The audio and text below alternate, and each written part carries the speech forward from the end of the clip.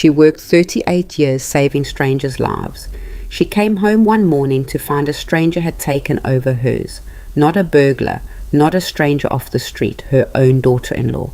And the worst part, her son just stood there and watched. I'm Marianne Cole. I'm 67 years old. I built this house with my hands, my sweat, and 38 years of 12-hour overnight shifts. And one morning, I walked through my own front door and realized I was no longer welcome in it. This is my story. Stay with me until the end. Hit that like button and drop your city in the comments. I want to see how far this story travels. Chapter 1. The morning everything changed. The drive home from St. Augustine's always felt the same. 12 hours of fluorescent light, 12 hours of beeping monitors, medication charts, rubber gloves, and the particular kind of exhaustion that lives not in your muscles but somewhere deeper, in the marrow, in the place behind your eyes where everything you've witnessed gets quietly filed away. After 38 years as a registered nurse, my body had learned to carry it. My feet knew the walk from the parking garage. My hands knew how to fumble with the key in the dark without dropping it. My eyes knew exactly how the porch light would look at 6:47 in the morning. That pale, tired yellow that meant the night was finally over. I was 67 years old. I had seen people die in ways that would unravel most people. I had held the hands of strangers while their hearts gave out. I had called time of death on patients whose names I still remembered years later. I was not easily rattled, but nothing, not one single moment in 38 years of nursing, prepared me for what I found in my own kitchen that November morning. I noticed it before I even turned on the lights. The shape of it, the bulk, something large and wrong occupying the left corner of the kitchen, where my small reading chair used to be, the chair where I'd sit with a cup of decaf after a brutal shift, just to breathe for a few minutes before climbing the stairs to bed. I hit the light switch. It was a refrigerator, a second refrigerator, gleaming stainless steel, enormous, the kind you see in magazine spreads about luxury kitchens, with 2 French doors and a bottom freezer drawer and a little digital display on the front panel. It stood 6 feet tall and looked like it had been delivered by people who had absolutely no question about whether it belonged there. My reading chair was gone. I stood in the doorway for what felt like a full minute just staring at it.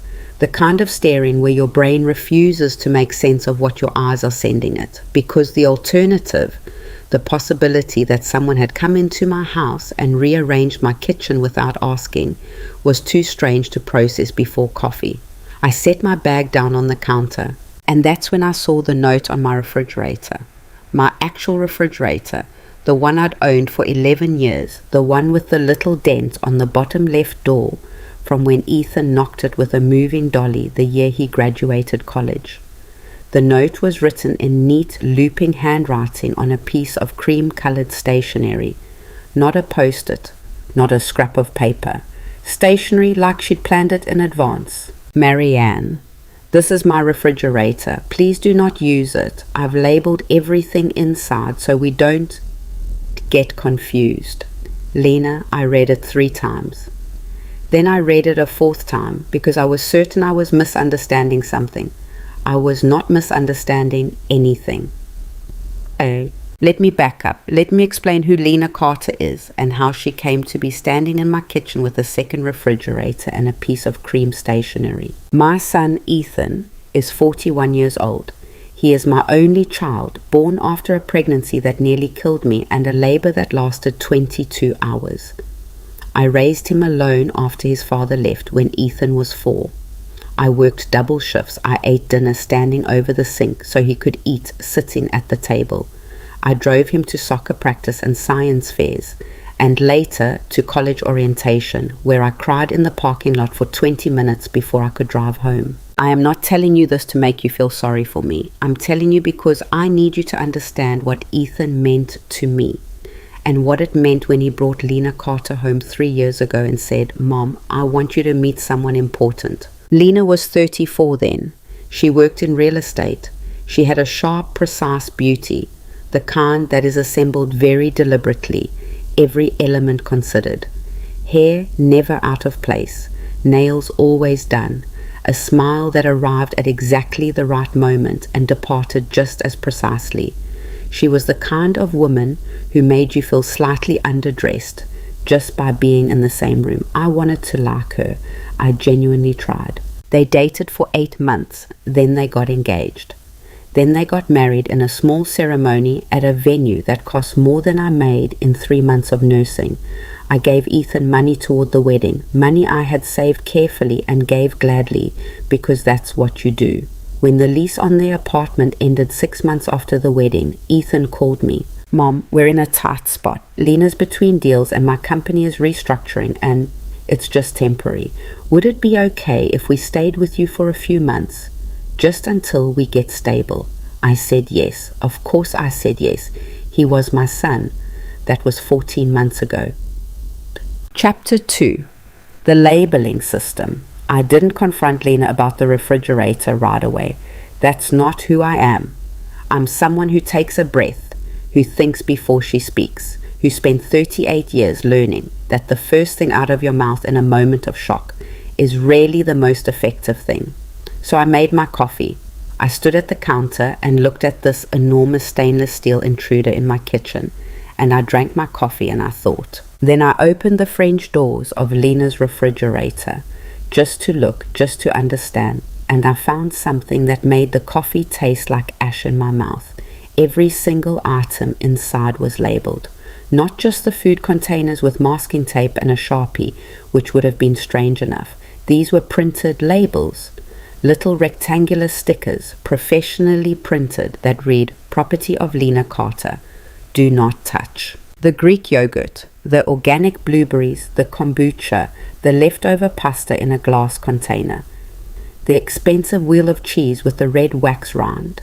Every single item had a label on it, like a museum exhibit. In my refrigerator, my 11-year-old refrigerator with the dented door, things were mostly as I'd left them, except my good butter, the European kind I bought at the specialty store 2 towns over, had been moved to the very back of the bottom shelf behind a half-empty carton of Ethan's orange juice and what appeared to be a protein powder container. I closed both refrigerator doors. I went upstairs. I sat on the edge of my bed in my scrubs and my compression socks, and I tried very hard to decide if I was overreacting. I fell asleep before I reached a conclusion. When I woke up at 2 in the afternoon, Lena was home. She was in the kitchen when I came downstairs, standing at the counter making something green and aggressive in the blender. She was wearing workout clothes that probably cost more than my car payment, and she had the kind of post-exercise glow that makes you feel guilty for having slept. "Marianne," she said in that particular tone of hers, not warm, not cold, just precisely calibrated. "Did you see my note?" "I did," I said. I went to the cabinet for a glass of water and noticed for the first time that the cups had been reorganized. My everyday drinking glasses, plain, clear, 12 of them I'd bought from a discount store 15 years ago, were on the bottom shelf now, behind a set of matching ceramic mugs that I didn't recognize. "Good." She poured her green thing into a tall glass. "I just think it's cleaner if we know whose is whose. Less confusion." "Lena," I turned to face her. "This is my kitchen." She looked at me with an expression of patient tolerance, the kind you deploy with someone who is being slightly unreasonable, but in a way that's sad rather than irritating. "Of course it is. I'm just trying to establish some organization. I have specific dietary needs, and it's easier if everything is clearly designated." "Where is my reading chair?" "The chair," a small pause. "It was in the way of the delivery. We moved it to the garage. I'll have Ethan bring it back when he's home." I didn't give anyone permission to move my chair. "Marianne." She set her glass down. "We're trying to make this work. We're all living together, and that requires compromise. I'm just trying to find a system." The word compromise landed in my chest like a stone, because in my experience, compromise is supposed to involve both parties giving something up. What Lena was describing, my chair in the garage, my kitchen reorganized, my refrigerator deemed insufficient, a printed labeling system on food that I was apparently not permitted to eat. That wasn't compromise, that was occupation, but I didn't say that, not yet. Please have Ethan bring my chair back, I said, and I took my water and I left the kitchen. Chapter 3. The Rules. Ethan did not bring my chair back that evening. He brought home Thai takeout and a slightly guilty look that he covered with excessive cheerfulness. He set the bags on the counter and said, "Mom, you're going to love this place. They have this peanut noodle thing that's unbelievable." And I sat across the table from him and thought about how well I knew this version of my son. The version that used cheerfulness as a shield, that deflected discomfort with food and noise and the appearance of normalcy. I had watched him use it since he was 9 years old, when his father stopped coming around and Ethan decided that if he just acted like everything was fine, everything would eventually become fine. It had not worked then, and it was not working now. "Did Lena talk to you about the refrigerator?" I asked. "Yeah, she mentioned it." He picked up a spring roll. "I know it's a lot, Mom, but her dietary stuff is genuinely complicated. She's got all these specific supplements and fermented things, and she was worried about cross-contamination." "Cross-contamination?" I repeated. "She has sensitivities." I looked at my son, this man I had sacrificed sleep and money and my own comfort for across 4 decades. He was eating a spring roll and not quite meeting my eyes. "She moved my chair to the garage," I said. "I'll get it tomorrow." She reorganized my cabinets. "Mom, she put printed labels on her food saying do not touch. She's just particular, you know how she is." "Ethan," my voice came out quieter than I intended, quiet in a way that made him stop mid-sentence. "This is my home. I own it. I paid for it. I have lived here for 22 years. He set down the spring roll. The cheerfulness dimmed. What replaced it was something more complicated. Guilt, yes, but also a kind of desperation that I didn't fully understand yet. "I know that, Mom. Lena knows that. Nobody's disputing that." "Then why does it feel like something is being disputed?" He didn't answer. He picked up the spring roll again and turned toward the TV in the living room, and the conversation was over, the way conversations with Ethan had always been over when they got close to something he didn't want to examine. I watched him go. I sat alone at my kitchen table with a container of noodles I'd lost my appetite for, in a house that still technically had my name on the deed, and I felt something I hadn't felt in a very long time.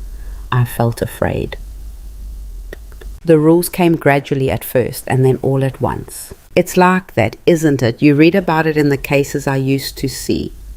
Passing through the hospital, elderly patients who came in malnourished, confused, disconnected from their own lives. And when you looked at their situations, it was never one catastrophic event. It was a drip, a slow erosion, a series of small adjustments, so incremental that the person couldn't point to the moment it started, only the moment they realized they were drowning. By the end of the 3rd week, the situation in my house looked like this. The living room television had been relocated so that Lena's new sectional couch, which appeared one Saturday while I was at work, replacing my own perfectly functional sofa, faced it at a better angle. This meant that the armchair I'd always sat in was now partially blocked by the sectional's chaise extension. I could still sit in it, technically, but it felt like sitting in the bleachers when you'd previously had a front row seat. The bathroom on the main floor, the only full bathroom on the main floor, had been outfitted with a caddy of Lena's products that occupied most of the counter space and a small sign, handwritten this time, taped to the mirror. "Please do not rearrange my things. I have a system." The laundry room schedule had been established. Tuesdays and Thursdays were Lena's days.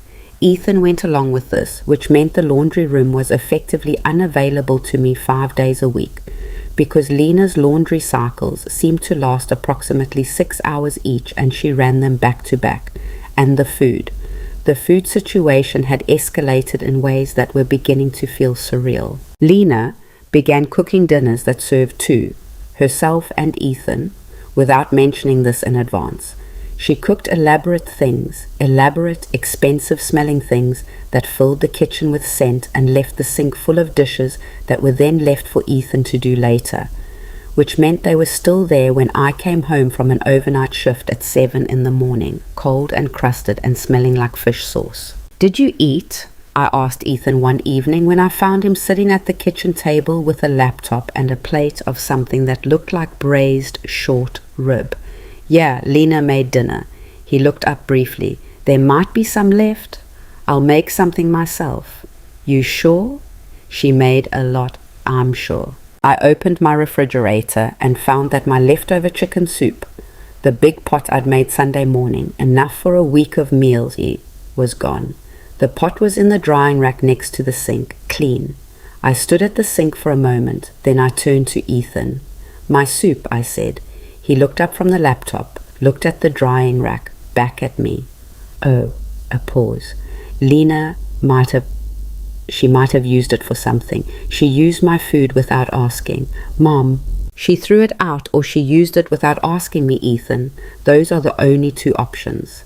He closed the laptop. For a moment, just a moment, I saw something real on his face, something that looked like shame.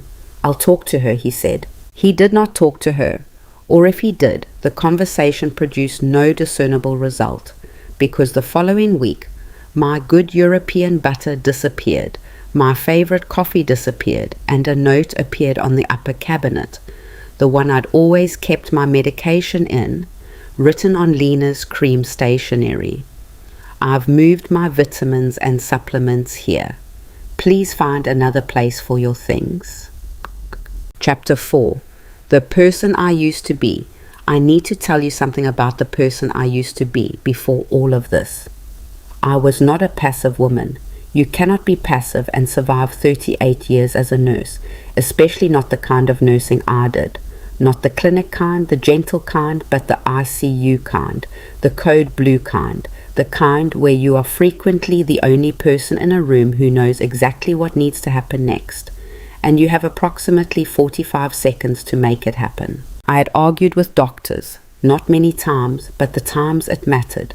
I had stood in hallways outside patient rooms and said, with respect, the patient's oxygen levels are declining and we need to address that now, and I had not moved until it was addressed.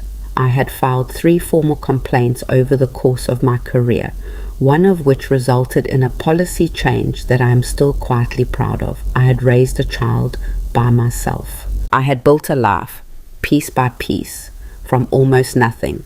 A young nurse with a toddler and a mortgage and an ex-husband who sent child support, erratically, if at all. I had done that. I had built this. The house with the 22 years of my fingerprints on it, the savings account I contributed to every single month, the life that was small but mine. So why was I standing in my own kitchen at midnight eating a peanut butter sandwich over the sink, so I didn't have to sit in the living room and feel like a guest in my own home? That was the question that kept me awake the 3rd week, the 4th week, into the 5th week. Part of the answer was Ethan. Because no matter how clear-eyed I tried to be about Lena's behavior, there was this wall I kept running into. She was my son's wife. This was Ethan's marriage, and I had watched enough of my patients' families unravel over boundary disputes and inheritance fights, and the particular cruelty of choosing sides, to know that intervening in a marriage, even to protect yourself, was a thing you did very carefully or not at all. And part of the answer was something I was less comfortable admitting. I was tired. A specific cellular kind of tired that 67-year-old bodies accumulate from decades of shift work and broken sleep, and the cumulative weight of caring for other people's suffering.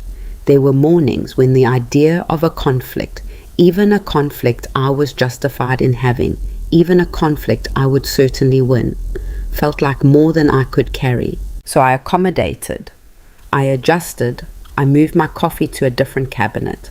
I reorganized my bathroom supplies into a smaller footprint. I started using the chair in my bedroom to sit and breathe after shifts, instead of the one that had been moved to the garage and never brought back. And each accommodation, each small surrender, made the next one come slightly faster. That's how it works. I know that now. Chapter 5. What Lena Wanted. 6 weeks after the refrigerator arrived, Lena sat me down at my own kitchen table and used the phrase "going forward." "I've been thinking a lot about our living situation," she said, "and I think going forward we need to establish some clearer boundaries." I looked at her across the table. She had a notebook open in front of her, an actual notebook with bullet points written in her precise handwriting. She had prepared for this. "Okay," I said. "Going forward, I'd like the kitchen from 7 to 9 in the morning for my routine. I need that time to do my meal prep for the day, and I need the space to be quiet." "I start my shift at 7:30, I said. "I'm usually out the door by 6:15. "Good. And in the evenings, I'd like to use the kitchen from 6 to 8. She looked at her notebook. "I know that overlaps with your normal dinner time, so maybe you could plan to eat earlier or later." "Lena," I kept my voice level, "you're asking me to schedule around you in my own house. I'm trying to reduce conflict." "There's no conflict. I use my kitchen. You also use my kitchen. If we need to coordinate around each other, that's a conversation, not a schedule." She tilted her head slightly. That careful, patient angle that was starting to make my teeth ache. "I feel like you're being resistant to what I'm trying to do here." "What are you trying to do here?" "Create a functional household." "For whom?" A pause, just long enough. "For all of us, Marianne." She said my name like that. Marianne, not Mom. Never Mom, always Marianne. And every time she said it, I felt it land with a small precision, like she was reminding me of something, reminding me that I was not her family, that I was a circumstance she was managing. "I'd also like to discuss," she continued, turning a page in her notebook, "the financial arrangements." I went very still. "Ethan and I have been here 14 months and we haven't really formalized anything. I think it would be fair for us to have some kind of agreement that reflects our contribution to the household." She looked up. "We've bought groceries. You've bought your groceries. I buy my own. We've paid some utilities. Ethan has paid some utilities. Occasionally, when I ask him to." She pressed her lips together. "My point is that we're contributing to this household, and I think that should count for something, going forward." "Count for something," I repeated slowly. "What does that mean?" She looked at me with those precise eyes. "It means I think there should be a formal acknowledgement of our contribution, something in writing." I understood then. Not all of it, not yet, but enough. She wasn't talking about chores or utility bills. She was talking about the house. "What exactly," I said, keeping my voice very even, "are you proposing?"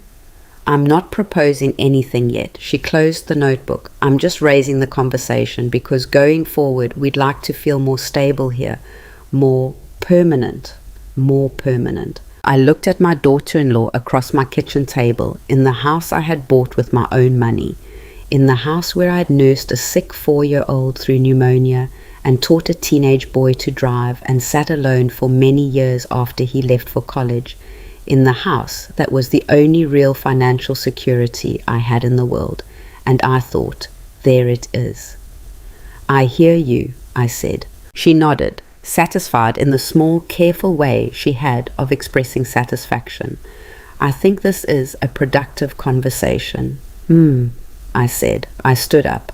I picked up my coffee cup from the new cabinet, the one she'd approved of, and I rinsed it in the sink.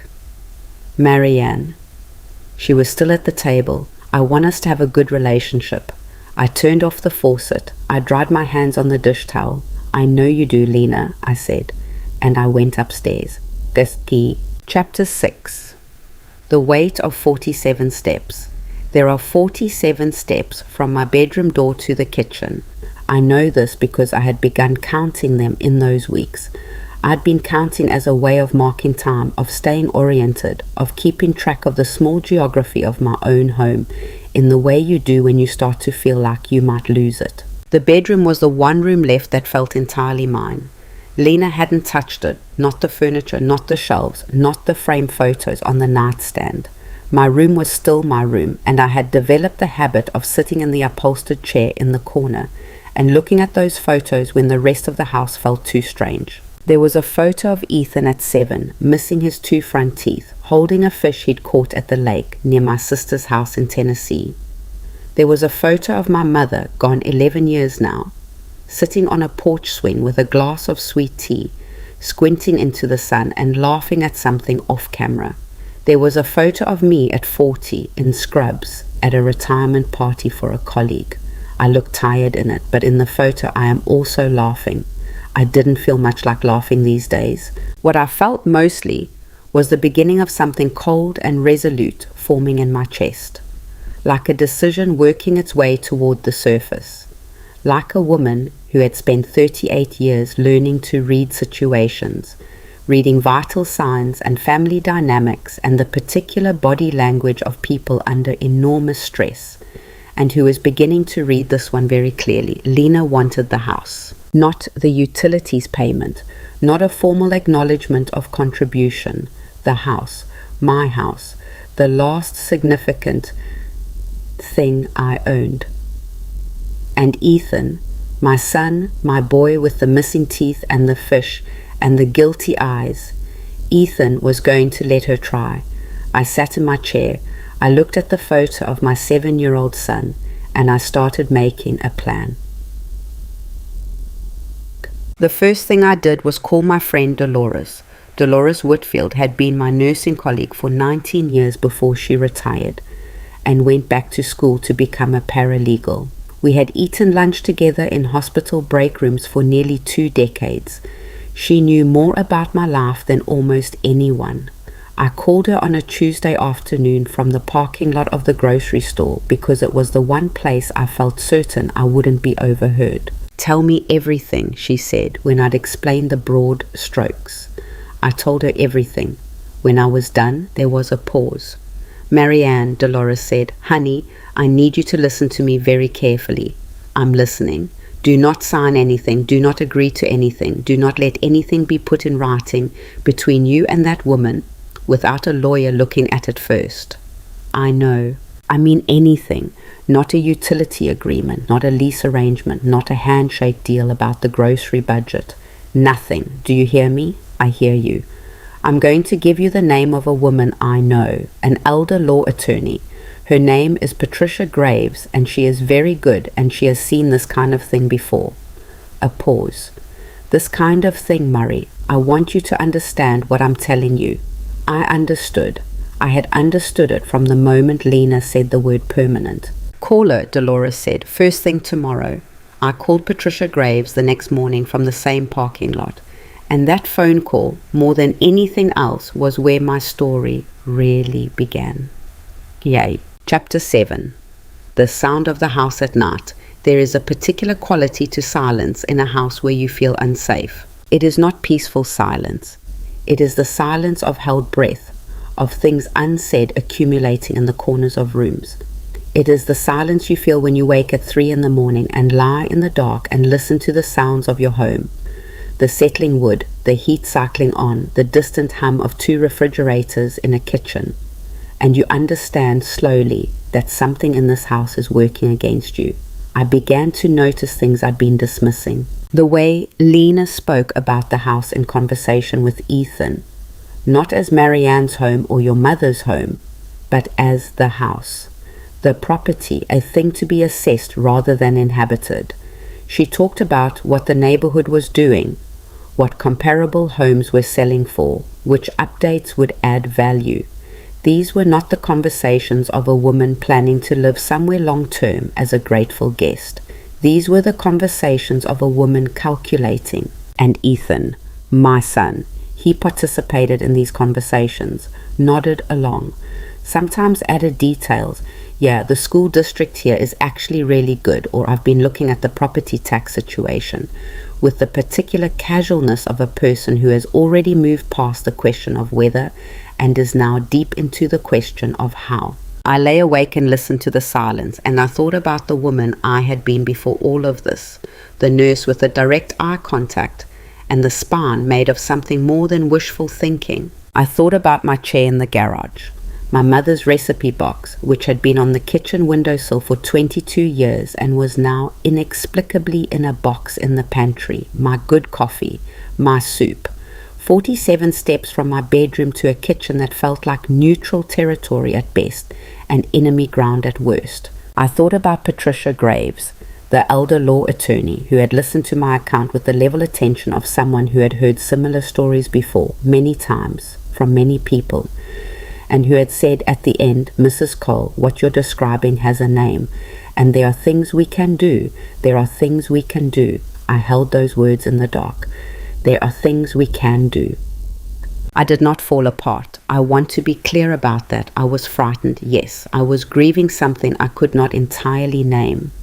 Not just the loss of my quiet house, my reading chair, my soup, but something larger.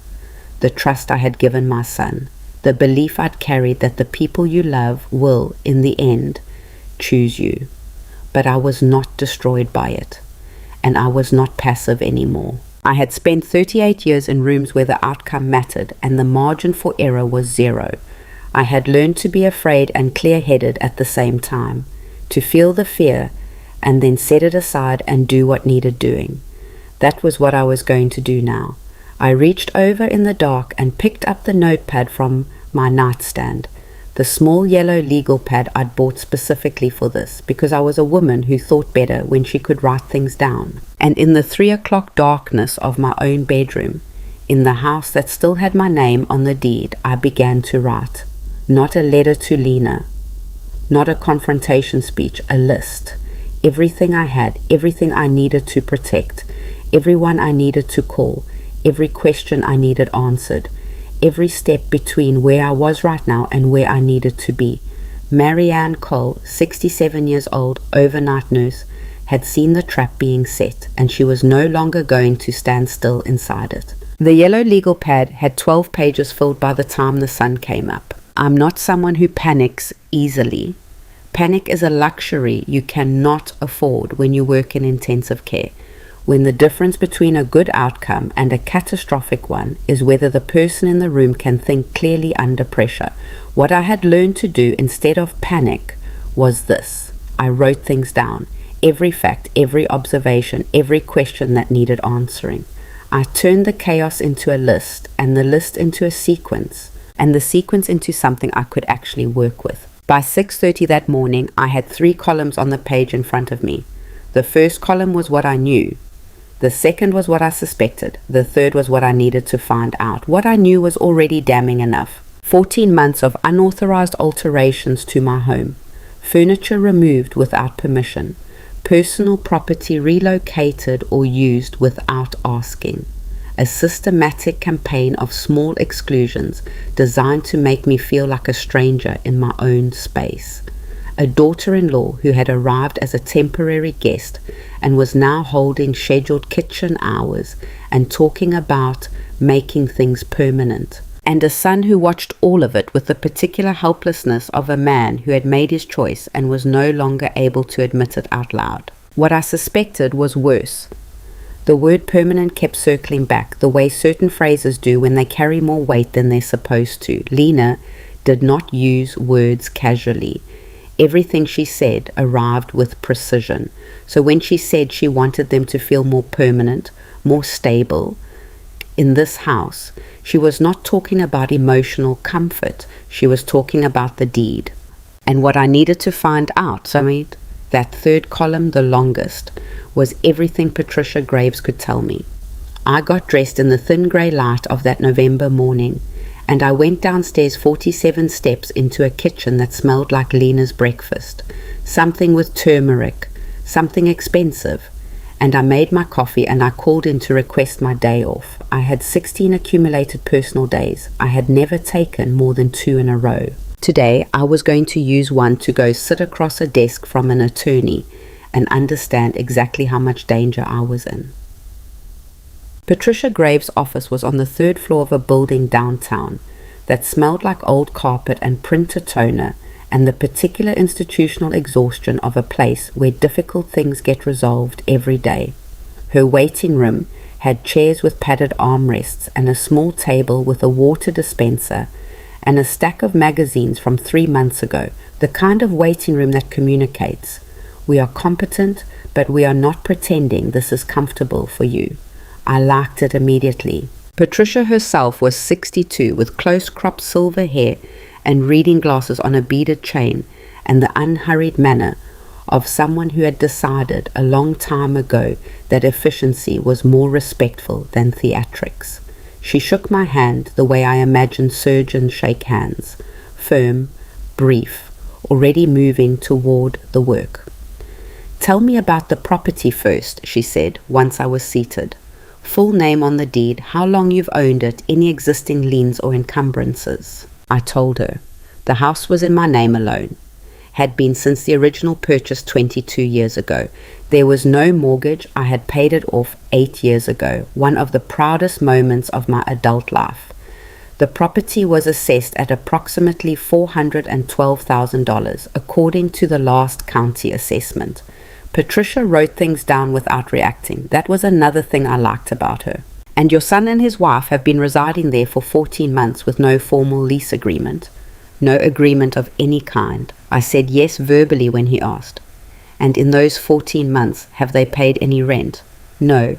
Ethan has contributed to utilities occasionally, maybe a third of the time when I reminded him. That's the extent of it." She nodded, still writing. "And the wife, Lena, has made physical alterations to the property. She brought in a second refrigerator, replaced my living room furniture, reorganized the kitchen and bathroom. She uses the word system a lot." For the first time, Patricia looked up from her notepad. "Has she used the phrase contribution in relation to the property, in reference to their residency as a form of investment or equity?" My chest tightened. Almost those exact words. She said their contributions to the household should count for something, that she wanted something in writing. Patricia set her pen down. She folded her hands on the desk, and she looked at me with those clear, steady eyes and said, "Mrs. Cole, what I'm going to tell you is important, and I need you to hear all of it before you react. All right. What you're describing is consistent with a pattern I see fairly regularly in elder law practice. A family member, usually a child, sometimes with a spouse, establishes residency in a parent's home. They begin to reframe their presence there not as a favor being extended to them, but as a partnership.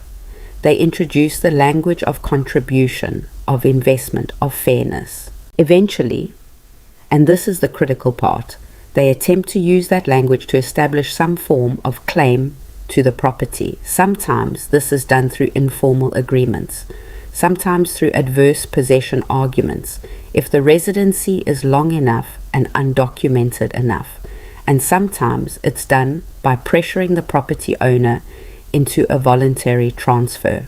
I was quiet for a moment. Adverse possession, I said. When someone lives somewhere long enough, it requires a much longer time frame and specific legal criteria. So at 14 months you are not there. But the language Lena is using, the contributions, the desire for something in writing, that's the opening move of a pressure campaign. She's not making a legal argument yet, she's building one. The room felt very still. "What do?" I asked. My voice was steadier than I expected. Patricia picked her pen back up. "First, you document everything. Every alteration she's made to the property, every conversation in which she's referenced contribution or ownership, dates, times, what was said. Do you have any of this in writing?" She leaves notes on stationery. "Keep them. Every one. If she texts or emails, screenshot everything." She paused. "Second, you do not sign anything. Not a lease, not a utility agreement, not a household arrangement document. Nothing. If she presents you with anything that requires your signature, you bring it to me before you look at it twice." Dolores said the same thing. "Dolores is right. Third." She set down the pen again and gave me a direct look. "I want you to start thinking about what you want the long-term picture to look like, because right now you have options. If we wait, if this situation continues to develop without intervention, some of those options become more complicated. What are my options? She laid them out plainly. I could issue a formal notice to vacate, which would begin a legal process to have them removed from the property. I could establish a formal lease with a market rate rent, which would document the nature of their residency clearly and eliminate any ambiguity about the relationship. I could consult with a financial advisor about the property itself, its current value, its role in my retirement planning, whether it was in my interest to sell. Or, she said, and her voice shifted slightly, I could do nothing yet and watch. Sometimes, Patricia said, the most powerful position is to understand what someone is planning before they know you understand it. If Lena is building toward a pressure campaign, she hasn't executed it yet. The opening is still forming. And that means you have time to prepare a response before she makes her move. I thought about this, about the notepad on my nightstand and the 3 columns, and the particular feeling of looking at a situation clearly for the first time. What would that look like? I asked, and Patricia Graves smiled. Small, precise, the smile of a woman who respected a certain kind of question. It would look like a very patient woman who appears to be considering her daughter-in-law's proposal, while actually building a very solid wall. I drove home from that office a different person than the one who had driven to it. Not transformed, not suddenly fearless. Those things don't happen in parking lots, in spite of what people like to say about moments of clarity. What happened was subtler, more like a recalibration. The fear was still there. The grief about Ethan was still there, a constant low ache that I suspected was going to be with me for a long time. But under all of it, something harder had settled into place. The kind of resolve that doesn't announce itself but simply exists. The way a foundation exists under a building. Invisible, structural, load-bearing. I stopped at the office supply store on the way home and bought a small accordion file folder. The kind with the individual pockets labeled A through Z. I bought it in navy blue because it was the most serious color available. When I got home, Lena's car was gone and Ethan was at work and the house was quiet. I went through every room. I was methodical. I photographed the second refrigerator with my phone, its position in the kitchen, the printed labels on the food inside. I photographed the new sectional in the living room and the spot where my old sofa had been. I photographed the bathroom caddy and the sign on the mirror. I went to the pantry and found the box with my mother's recipe collection inside it, pushed behind a bag of Lena's specialty flour. And I photographed that too, and I stood there for a moment with the box in my hands, touching the faded index cards in my mother's cramped handwriting, and I let myself feel what that meant before I put it carefully back. Then I retrieved every note Lena had written me, the stationery, the post-its, the sign on the bathroom mirror, and I filed them in the navy blue accordion folder under D for documentation. I was 56 minutes into this process when I heard the front door open. Lena's footsteps in the entryway, the precise click of her heels on the hardwood, the sound of shopping bags. I was standing in the kitchen, and for a fraction of a second I felt the old reflex. The urge to close the folder, to look casual, to not appear to be doing what I was clearly doing. I didn't close the folder. She came into the kitchen and stopped when she saw me. Marianne. A brief scan, the phone on the counter, the folder open, my expression, which I had made deliberately neutral. What are you doing? Documenting some things around the house, I said pleasantly. Home inventory. I should have done it a long time ago. A pause. Something shifted in her face. Not quite concern, more like a recalculation. Oh? Insurance purposes mostly. You know how it is. I closed the folder and set my phone face down. How was your day? She looked at me for 2 full seconds, but say, those precise assessing eyes doing something I couldn't entirely read, before she set her bags on the counter and said, fine, productive. Good. I picked up the folder and carried it upstairs, and I sat in my corner chair, and I allowed myself to feel something very small and very quiet that might, in different circumstances, have been described as satisfaction. The next 3 weeks were a masterclass in a kind of warfare I had never had to practice before. It was domestic warfare, the kind fought with kitchen schedules and shared spaces and the accumulated weight of small signals. Who speaks first in a room, who defers to whom, whose preferences become the default. I had watched it operate on me for the first 6 weeks of Lena's campaign, and I understood its mechanics well enough by now to begin countering them. I started small.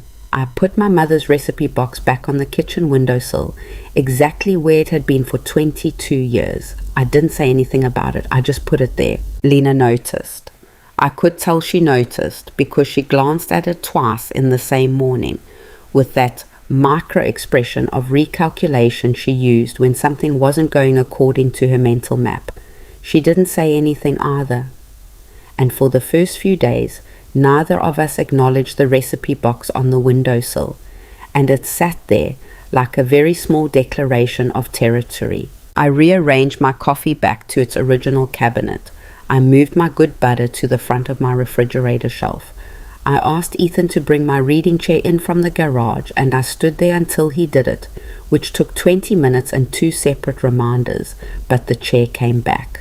The chair back in its corner of the kitchen felt disproportionately significant. I know that sounds small, but if you have ever lived in a situation where your space is being carved away inch by inch, then you know that reclaiming an inch carries the weight of something much larger. Lena's response to these small reclamations was interesting. She did not escalate immediately. Instead, she did something more sophisticated. She became warmer. That's the word I would use. She became warmer in a way that was so precisely calibrated it took me several days to identify it as a tactic. She started saying good morning when she passed me in the kitchen. She asked once, just once, if I wanted a cup of tea she was making. She complimented a blouse I was wearing with the specific detail that suggested she'd noticed it before. I recognized this for what it was. In the wards, we called it de-escalation behavior, the thing difficult patients sometimes did when they sensed the staff were documenting more carefully, a performance of reasonableness. I was pleasant back. I matched her register exactly, and I continued documenting, and I continued calling Patricia Graves, and I continued sleeping badly and working my overnight shifts, and coming home to a house where the second refrigerator still stood in the kitchen corner like a monument to someone's audacity. And then, on a Thursday night in the 7th week, I woke up at 2 a.m. and I heard them talking, saying, "My bedroom is directly above the kitchen. I have known this for 22 years. In the early years when Ethan was small, I could hear him from my bed if he got up in the night and went to the kitchen for water. I could hear the refrigerator door, the faucet, his small feet on the tile. It was a comfort back then, the sound of my child in my house. What I heard that Thursday night was not a comfort. Lena's voice first, lower than her usual register, stripped of the careful warmth she had been performing lately, back to the precise, flat tone that was, I suspected, her actual voice. She's not going to agree to it willingly, you understand that. Then Ethan, a sound more than a sentence at first, the particular low murmur of a man trying to half commit to a conversation he finds uncomfortable. I know. So we can't keep waiting for her to come around. The longer we wait, the more she digs in. Lena, she's my mother. I know who she is. The flatness in her voice at that moment. I need you to understand what it was like to hear that, lying in my bed in the dark in my own house. And what I'm telling you is that she is 67 years old and she is sitting on $400,000 in property that is just sitting there. And the way things are going, she is going to work those overnight shifts until she physically cannot do them anymore. And then she is going to have nothing. She has savings. Ethan, the way she said his name, that same precision she used on mine, but different, more proprietary. I've run the numbers. If she sold the house now, put her share in an annuity, moved into a senior living situation, she would be completely comfortable for the rest of her life. This is not a bad deal for her. A silence. Then She loves this house. She loves the idea of this house. She loves the story she tells about this house. But if we frame it right, if you talk to her the right way, we can get her to see it differently. A pause. I've already been in contact with a buyer, someone who wants to move fast. The silence that followed was so long, I almost wondered if I had imagined the last thing she'd said. A buyer. Lena had been in contact with a buyer. You already? Ethan's voice low and strange. When did you? A few weeks ago. Just an inquiry. Nothing binding. She said it in the tone of a person who has done nothing remarkable, who has simply been practical. The point is, the opportunity is there. But we need your mother to cooperate. And the best way to get her to cooperate is to make her feel like it's her idea. I lay absolutely still in my bed. She's not stupid, Ethan said, and I want to tell you, I know I should be furious at him in this moment, and I was, and I am. But there was also something almost like relief in hearing him say that, hearing him push back even that small amount. Of course she's not stupid, that's why we have to be careful. Lena's voice again, even and strategic. We're not forcing her into anything, we're just arranging the circumstances so that the choice feels inevitable. She's tired, Ethan. Have you looked at her lately? She's exhausted. She works overnight shifts at 67 years old. She comes home to a house that isn't really working for her anymore. If we adjust the environment enough, if she feels uncomfortable enough here, she'll start to see the sale as relief rather than loss. Adjust the environment. I have heard many things in my life that I will not forget. That phrase is one of them. Adjust the environment. She had a plan. A thought-out, deliberate, step-by-step plan to make me so miserable in my own home that I would willingly hand it over to escape the misery. And for a full 20 seconds, lying in the dark above my kitchen, I felt something I can only describe as the floor dropping out from under me. Not because I was surprised. I had suspected something like this. That was why I had gone to Patricia. That was why I had the navy blue accordion folder. But because suspecting a thing and hearing it spoken in your son's voice in your own house in the middle of the night are two entirely different experiences. I did not cry. I want to be honest with you about what I did, which was I lay there until the voices below went quiet, and then I reached for the legal pad on my nightstand and I wrote down verbatim every word I had just heard. Every word. There is something that happens when you pass through genuine shock and come out the other side of it. I had seen it in patients. The moment after a devastating diagnosis, when the person stops trembling and becomes very quiet and very focused. Not because the situation has improved, because something in the human brain decides this is where we are. Now we deal with it. That was where I arrived, sometime around 3:15 that Thursday morning. I was not going to spiral. I was not going to lie in bed cataloguing my grief, though there was plenty of it, heavy and specific. The grief of learning that your son has, at some level, agreed to this. Not enthusiastically. I had heard the discomfort in his voice, the resistance, but agreement doesn't require enthusiasm. Sometimes agreement is just the absence of sufficient refusal. What I was going to do was think. I had several things Lena did not know I had. I had Patricia Graves and 14 months of documented history and the notes in their original handwriting and the knowledge of what they were planning before they made their formal move. I had financial information, my own clearly, but also something Patricia had told me about the property that Lena's contact with the buyer did not account for, because Lena did not know that I had spent an afternoon at Patricia's office asking very specific questions about the sale of a property and what that would look like and what conditions I could attach to it and who would benefit from the proceeds. And I had time. Not infinite time, but enough, because Lena's plan, as I had just heard it, required my voluntary cooperation. She needed me to choose to sell. She could not force the sale of a property I owned outright in my name, with no outstanding obligations and no legal claims against it. She could make me miserable. She was already making me miserable. But misery is not leverage unless you let it be. I thought about what Patricia had said. the most powerful position is to understand what someone is planning before they know you understand it. Lena thought she was setting a trap, but she had just, without knowing it, handed me the blueprint.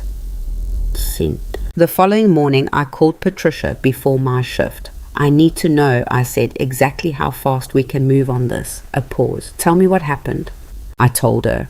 I told her about the voices through the ceiling, the buyer already contacted, the phrase adjust the environment, the clarity with which I now understood that there was no version of the situation that resolved by itself. There was no path in which Lena tired of her campaign and withdrew graciously. She was not a person who withdrew. All right, Patricia said. When she was thinking, her voice went very level, almost flat, like a machine processing information. I recognized it because I had the same quality myself in clinical situations. Here's what I want you to do. I want you to continue exactly as you have been. Pleasant, cooperative seeming, non-confrontational. If Lena raises the subject of the property again, I want you to listen and say you're thinking about it, not yes, not no, thinking. And actually, we're going to accelerate the consultation with the financial advisor I mentioned.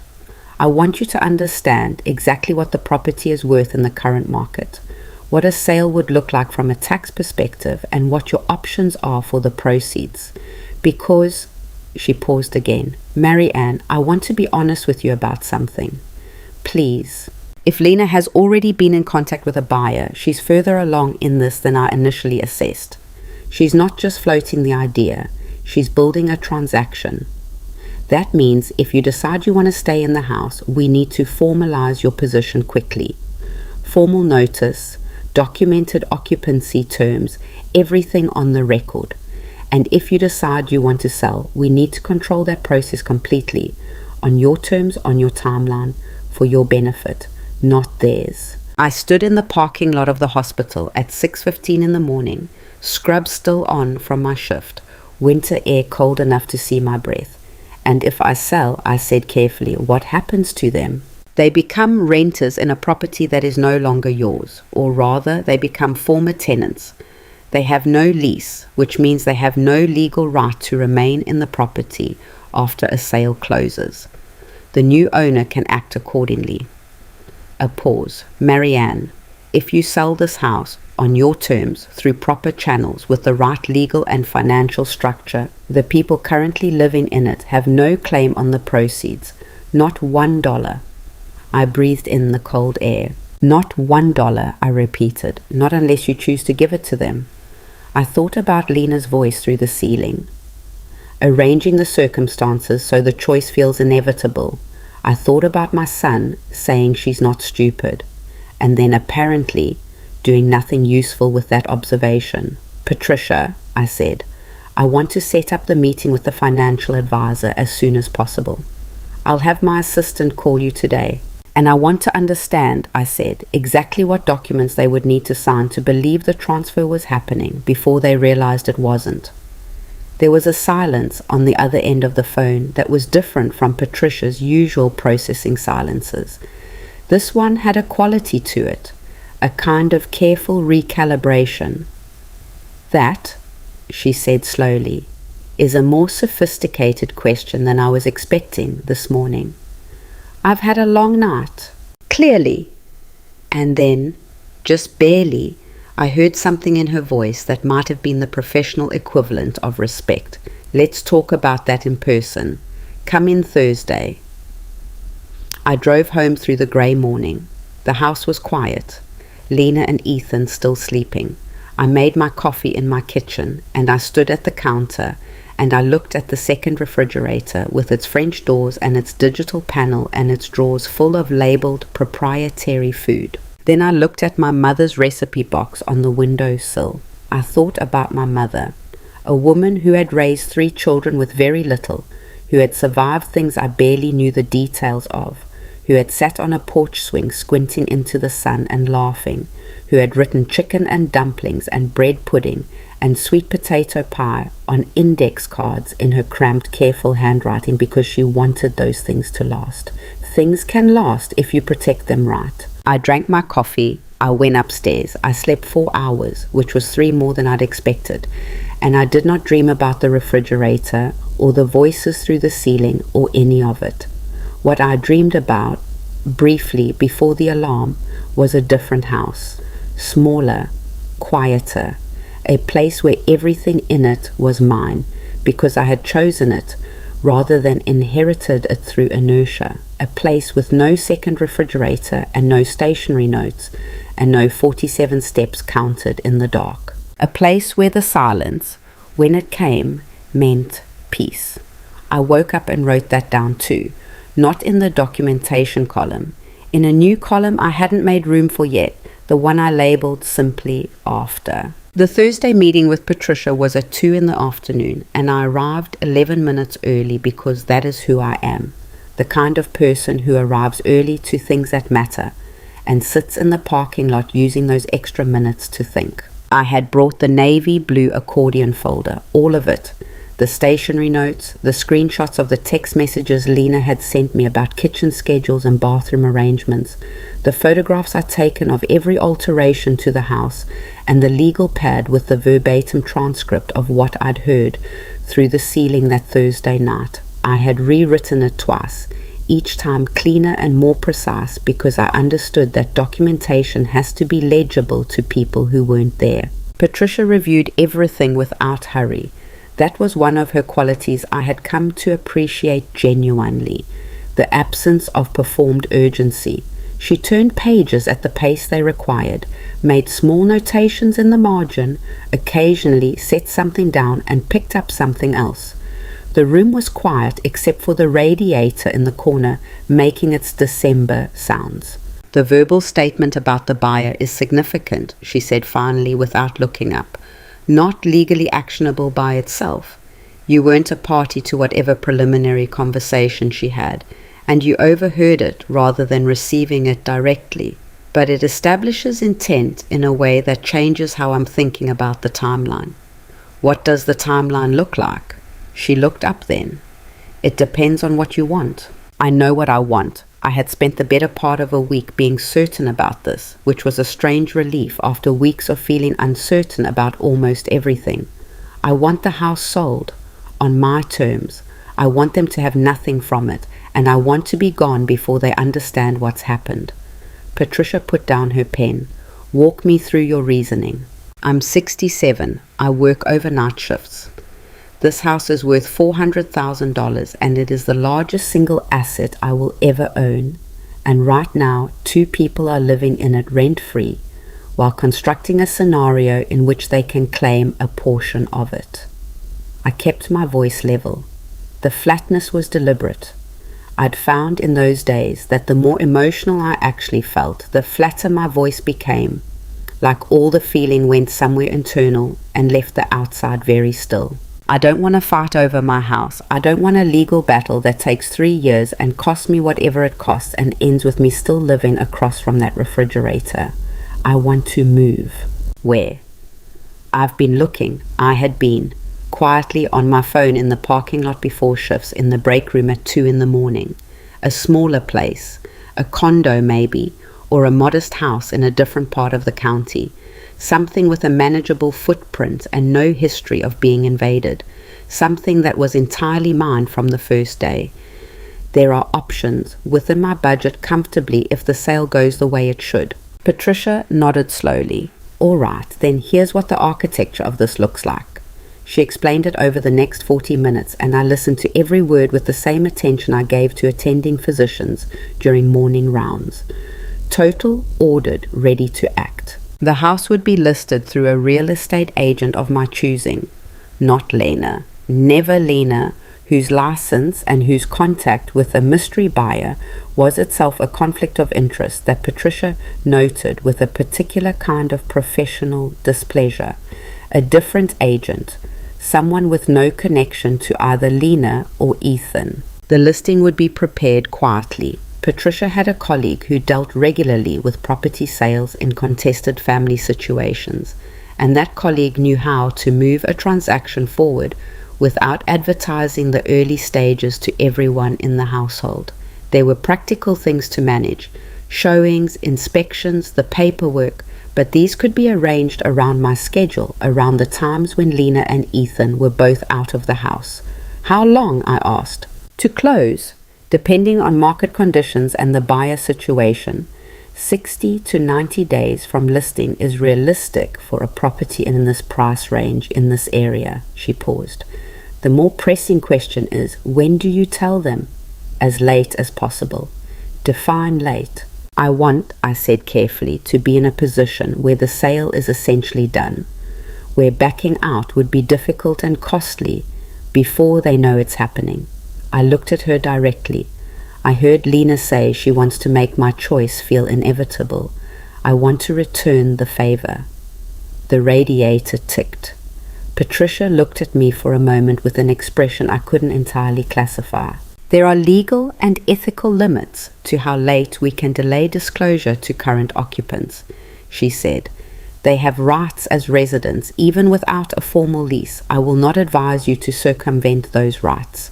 She held up one hand before I could respond. However, there is a meaningful difference between disclosure to current occupants and disclosure to people who have expressed an intention to claim ownership of the property. The legal obligation is to the process, inspections, closing procedures, change of ownership, not to a preemptive announcement that you are exercising your own rights over your own property. She paused. In practical terms, you don't need to tell them you're selling until the sale is proceeding. You don't need to tell them anything until you're legally required to. And when am I legally required to? When the closing process formally requires notice to vacate. I sat back in the chair. That works. Marianne, she leaned forward slightly. I want to make sure you understand what you're choosing. This is not going to be emotionally simple. Selling your home, relocating, those are significant disruptions even under normal circumstances. Doing it while managing a covert process and maintaining a functional, appearing relationship with people in your house is going to require a great deal of you. I'm a 67-year-old ICU nurse who works overnight shifts, I said. I know what requiring a great deal feels like. She held my gaze for one more moment, then she picked up her pen. Then let's talk about the trap, she said. I need to explain what the trap was because it was not what I originally envisioned. When I had asked Patricia on the phone that cold morning in the parking lot about documents Lena and Ethan would need to sign before they understood the game had changed, I had imagined something complex, some legal sleight of hand, a trick. What Patricia described was both simpler and more elegant than that, and I want you to understand why it worked. Because the reason it worked is not cleverness.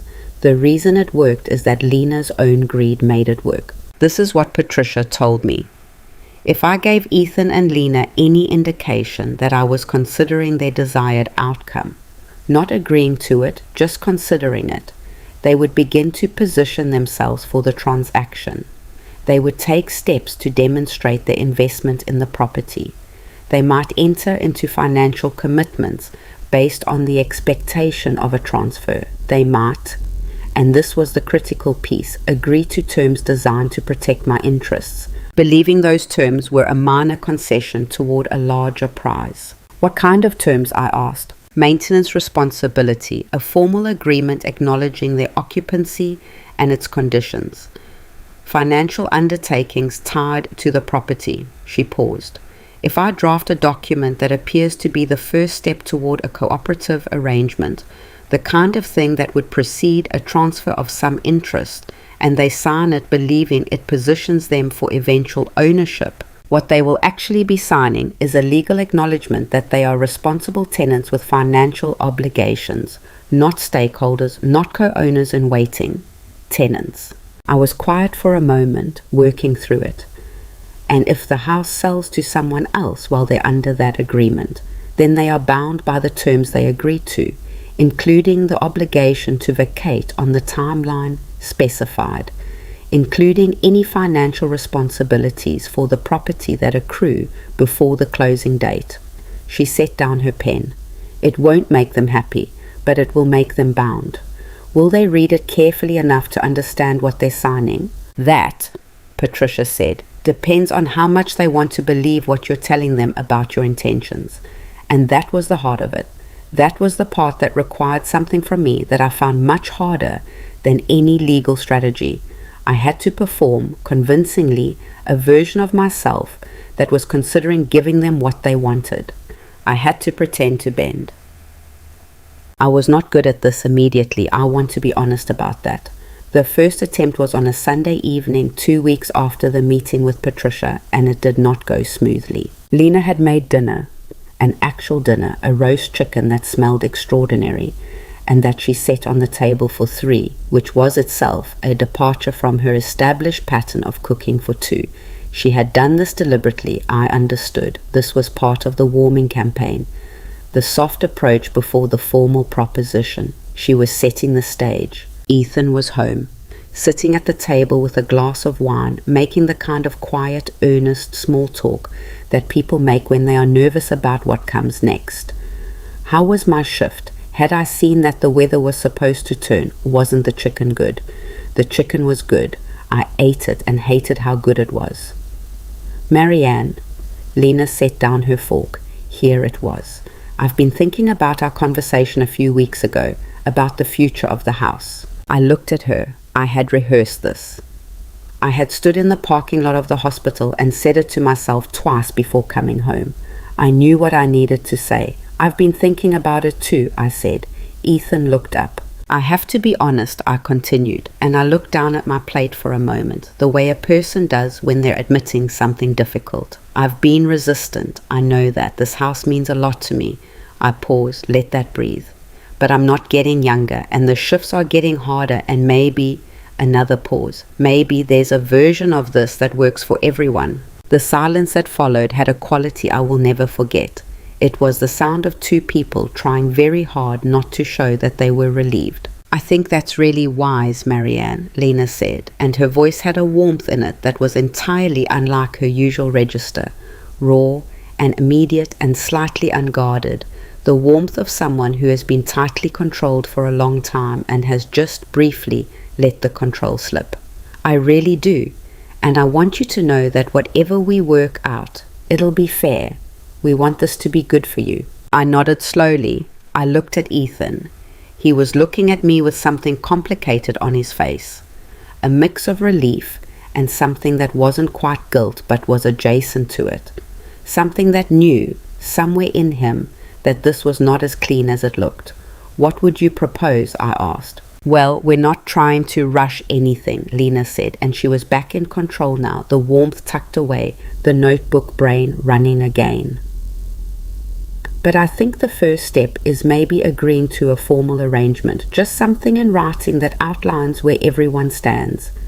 It would protect you too, obviously. It would clarify responsibilities. That sounds reasonable, I said. I'd want my attorney to look at any paperwork. A fractional pause. Of course. I'll have her draft something, I said, just so we're all clear on the terms. And Lena smiled, the precise, calibrated smile, and said that sounded like a very sensible approach, and Ethan refilled my wine glass without being asked, and we finished dinner like a functional family. And I sat in my chair in the kitchen afterward and felt something cold and resolute and not entirely comfortable about what I had just done. I had lied to my son's face at my own kitchen table. I had lied to protect myself from a scheme he was participating in. I knew that. And I also knew that the fact that my lie was defensive did not make it feel any better. That is one of the things nobody tells you about protecting yourself from family. The protection itself costs something. You don't come through it clean. I sat with that for a long time that night. I did not resolve it. I just sat with it and acknowledged it for what it was, and then I went to sleep. Patricia drafted the document over the following week. I had sat in her office and watched her work through it, asking me questions as she went.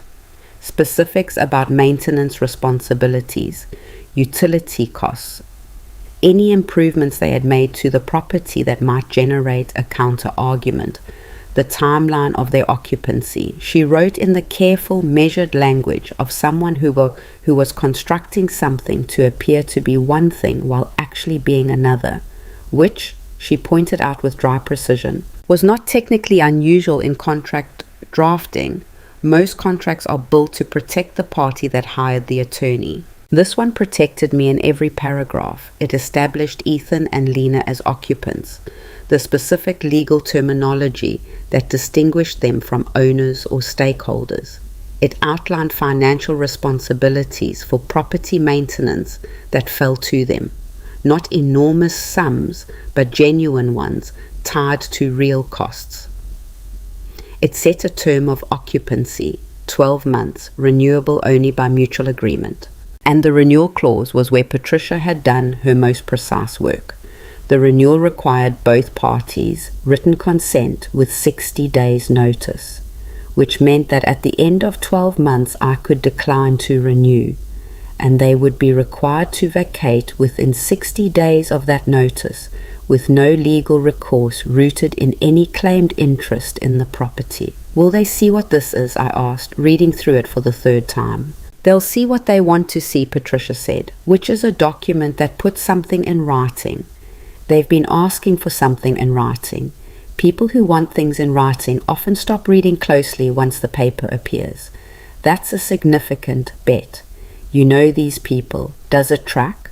I thought about Lena, the notebook, the bullet points, the way she built her approach around appearing organized rather than actually reading the fine print of the situations she moved through.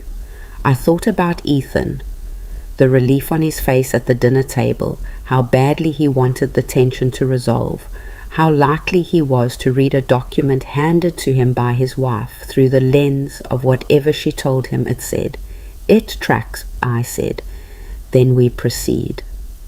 I presented the document to them on a Wednesday evening, printed on Patricia's firm letterhead, slid across the kitchen table in a neat manila folder. My attorney drafted this, I said. It's a formalization of the arrangement. It outlines responsibilities and the term. Lena picked it up immediately.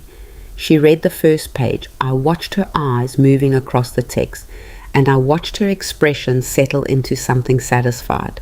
She turned to the financial responsibility section, which was the part I was most uncertain about. It wasn't a large number, but it was real, and I had worried she would resist it. She didn't, because the number appeared alongside language that, to a person reading what they hoped to see, looked like the language of shared stewardship, like the language of someone who was being treated as a partner in the property rather than an occupant of it. She turned to the last page. She read the signature block. She handed it to Ethan. He read it faster than she had. Ethan was always a fast reader, had been since childhood, one of those people who skimmed at speed and trusted himself to catch what mattered. He turned through the pages in about 90 seconds. He looked at the signature block. This looks fine, he said. He looked at me. There was something in his expression that I couldn't decode, something that was either relief or the last vestige of the part of him that knew something was wrong. Mom, are you okay with this? It's what I want, I said, and that at least was true. He nodded slowly. He handed the folder back to Lena. We should have our own attorney look at it, she said, and my heart did something sudden and unpleasant, just as a formality. Of course, I said, keeping my face entirely neutral. She did not have an attorney look at it. I know this because the signed document was back on my kitchen counter 3 days later with a post-it note in Lena's handwriting. Signed, let's make this work. No attorney's name, no counter markup, no questions about the renewal clause. She had read it herself and decided she understood it. I put the signed copy in the navy blue accordion folder and called Patricia from the parking lot. They signed it, I said. A pause. Both of them? Both of them. Without having independent counsel review it. She said she would. She didn't. Patricia was quiet for a moment. When she spoke, her voice was careful in a way that I recognized as someone managing their professional response to a situation that was, in some dimension, exactly as they had predicted. All right. Then the timeline is in motion. I'm going to reach out to the agent today. The agent's name was Robert Finch, a name Patricia had given me, a man who had been doing residential real estate in this county for 20 years and who had, according to Patricia, handled 6 sales in comparable situations and understood the meaning of discretion. I had spoken to him once, briefly, by phone. He had a voice like someone who had spent 20 years reassuring anxious people in large financial transactions, steady, unhurried, specific. I'll need to see the property, he had told me. We'll keep the initial visit low-key. Let me know a time when the house is empty. Getting the house empty required planning. Lena's schedule was the more predictable of the two. She had standing appointments on Thursday afternoons and a fitness class on Saturday mornings. Ethan's was harder, but he worked in an office downtown 3 days a week, and the other 2, he often went to a shared workspace facility when Lena asked him to. I engineered a Saturday morning. I told Ethan the night before that I was having a plumber look at something in the basement, which was not entirely untrue in the sense that Robert Finch was coming to look at things, though his profession and focus were somewhat different. Ethan nodded and said he'd stay out of the way, which I'd known he'd say, because Ethan had a reliable habit of staying out of the way of anything that sounded like household management. Robert Finch arrived at 9:15. He was a compact man in his mid-50s with a measuring tape on his belt and the practiced eye of someone who had learned to see a room's potential rather than its current state. He walked through the house with a notepad, making observations in the shorthand of his profession, and I followed him. I watched him walk through my living room, my kitchen, my bedroom, and I tried to do a thing I had not quite managed yet. I tried to see the house as a thing being sold rather than as my home. It was harder than I expected, easier than the week before. "Good bones," he said, standing in the kitchen. He glanced at the stainless steel refrigerator in the corner with its French doors and its digital panel, and he said nothing about it, which I appreciated. "You've maintained the property well. I'm going to estimate we can list this at $420, maybe $430 if we do a few small things. Paint in the hallway, refinish the floors in the second bedroom. How long for a sale? In this market, at this price point, 60 days outside, probably faster." He looked at me directly. "You have occupants." "I do. They'll need to be cooperative during showing periods." "They won't know about the showing periods." He considered this. He was not a man who asked unnecessary questions, I could tell. He was a man who assessed the situation in front of him and decided whether he could work within it. "We can do private showings by appointment, afternoons, when you tell me the house is clear. I've done it before." A pause. "It gets complicated if they're home during a showing." "I'll manage the schedule." He nodded once, the nod of a professional accepting a client's word. "Then let's talk about the listing price." December became a strange double life. On the surface of it, I was a 67-year-old woman who had agreed to work toward a cooperative arrangement with her son and daughter-in-law. I attended the dinners Lena occasionally made for 3. I responded to the household messages Lena sent. She had started a group text, which I found both useful and grimly funny, with appropriate brevity. When Lena mentioned twice that she'd been in touch with a contact who might be interested in the property when the time came, I said that was good to know and I'd keep it in mind. Underneath the surface, the house was listed on December 14th. Robert Finch had used photographs taken on a weekday morning when both Lena and Ethan were out. He had staged the main rooms minimally, my furniture cleaned and arranged, which was all it needed. The kitchen photographs were taken from an angle that excluded the second refrigerator entirely, which was Robert's professional suggestion and which I did not argue with. The listing went live on a Thursday. By Saturday, I had 3 inquiries. By the following Wednesday, I had a showing scheduled for a Friday afternoon when I knew from the group text that Lena was in the city for a client meeting and Ethan was at the shared workspace. I will tell you something about that first showing that I was not prepared for. The buyers were a couple in their late 30s. I did not meet them directly. Robert handled the showing. I spent that Friday afternoon at Dolores's house eating her good soup and pretending I was capable of normal conversation. But Robert called me afterward and he said, "They love it. They want to come back with their contractor." I sat in Dolores's kitchen and felt something happen to my face that I couldn't quite control. "Oh, honey," Dolores said, watching me, "I'm fine." "You're crying." "I'm not," but I was a little, not from grief exactly, or not only, more from the accumulated pressure of 8 weeks of sustained performance. The pleasant face, the controlled voice, the 47 steps counted in the dark, releasing in a small, undignified way in my best friend's kitchen over a bowl of vegetable soup. "You're allowed," Dolores said, and put her hand over mine on the table. "I thought I would feel worse about it," I said, meaning the house, "about selling it." "How do you feel?" I thought about it. "Like I'm putting down something very heavy," I said. Like I didn't know how heavy it was until I started setting it down. Dolores squeezed my hand and didn't say anything, which was exactly the right response.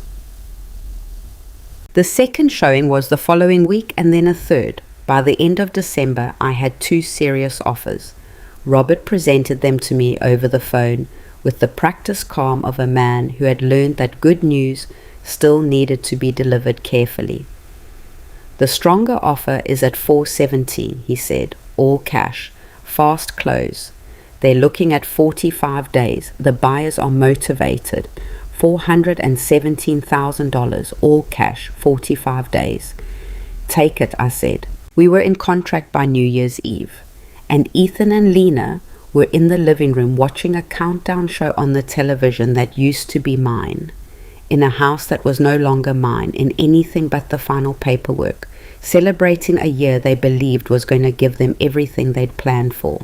I sat in my corner chair, my reading chair, the one that had spent 3 weeks in the garage, and smelled faintly of it still. I had a glass of something, not wine, just sparkling water with a slice of lemon, because I was working the first shift on New Year's Day and I needed to be clear. I watched the television without really watching it. I listened to Lena laugh at something on the screen and thought about the word permanent. I thought about what Lena had said that night through the ceiling. We need to arrange the circumstances so that the choice feels inevitable. The choice did feel inevitable now, just not in the direction she had intended. 45 days. The closing was in 45 days, and the people celebrating in my living room had no idea.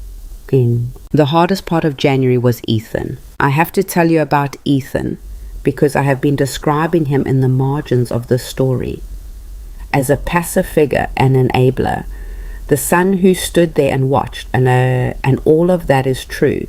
But he was also the person I had eaten cereal with at 6 in the morning when he was 7 years old and afraid of the dark. He was the person I had driven to the emergency room at 2 in the morning when he broke his arm at 16. And he had held my hand in the car not because he was scared, but because he thought I was. He was the person who, when I'd had my worst shift ever, a code that went bad, a child, something I couldn't talk about even now, had driven to the hospital on his lunch break just to sit with me in the parking lot for 15 minutes. That was also Ethan.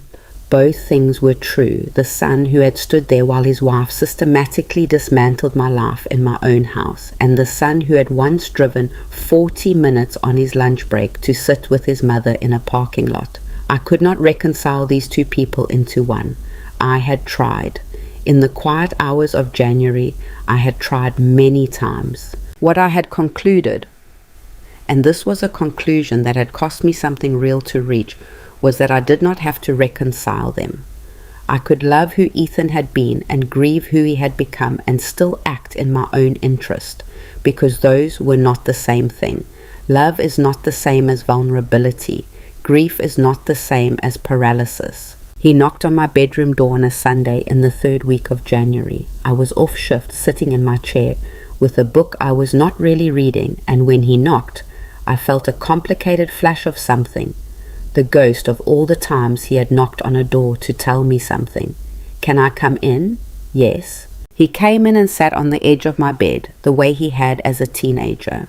He was wearing a grey sweatshirt and he looked, I thought, tired. Not shift tired, the other kind, the kind that comes from living with the weight of a decision you haven't examined carefully enough. "Mom," he said, "I want to ask you something." "Okay." He looked at his hands. "Are you actually okay with all of this? With what Lena's been—" he started again. "With how things have been going?" I looked at my son.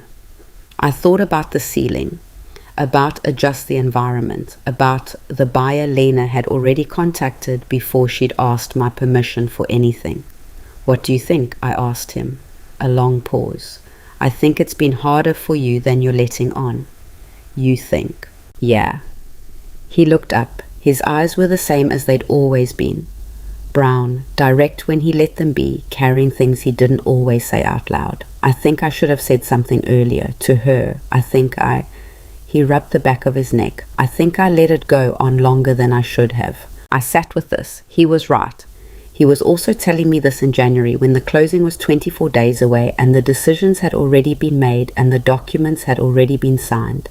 And the apology, because that was what this was in its halting way, was arriving very late.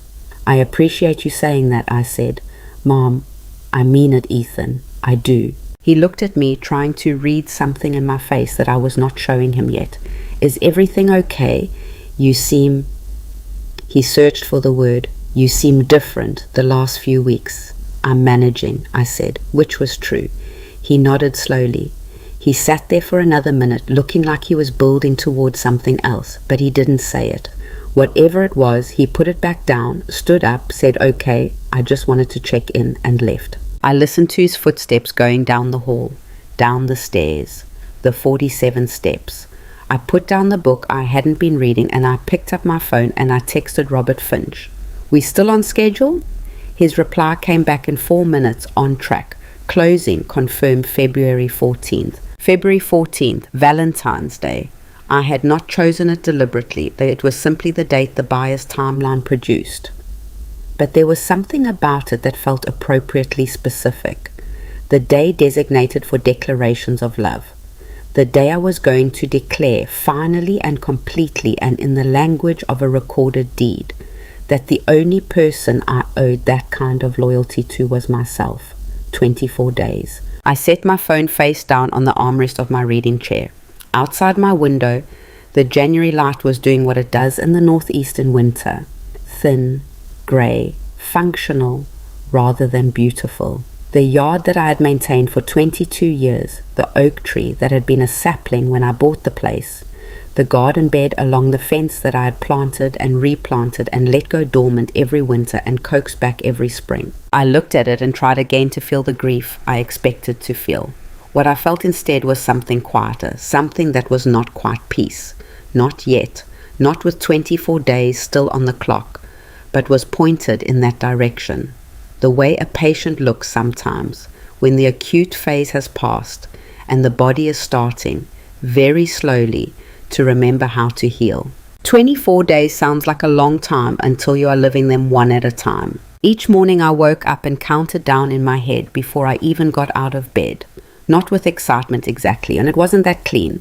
It was more like the feeling you get in the final stretch of a very long shift, when you can see the end of it, but your body is still fully engaged in every remaining minute, and you cannot afford to let your attention slip just because the finish line is visible.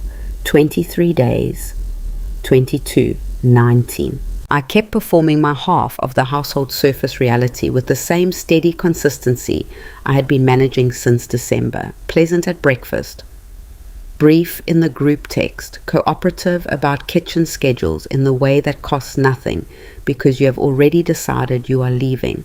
I bought groceries from my list and cooked my meals and sat in my reading chair in the evenings with a book. And if Lena glanced at me from the couch and registered, something settled in my face that hadn't been there before. She apparently filed it under the old woman is finally coming around rather than anything more accurate. Ethan was harder to manage, not because he was suspicious, he wasn't, but because that Sunday evening visit to my room had opened something between us that I didn't know how to close, cleanly, without lying more directly than I wanted to. He started checking in. Small things, leaving a coffee cup out for me before my early shifts, texting once to ask if I needed anything from the store.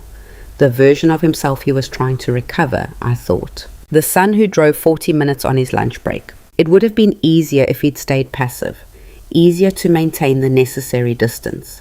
Instead, he was being kind, in fits and starts, the way people are kind when they sense they've done damage and don't know how to calculate its full extent. On a Tuesday evening in the second week of January, he sat down next to me at the kitchen table while I was eating and said without any preamble, I told Lena to back off. I set down my fork. About what specifically? About the arrangements, the property stuff. He was looking at the table. I told her we should give you more time, that you'd come to your own conclusions and we shouldn't push. I looked at my son.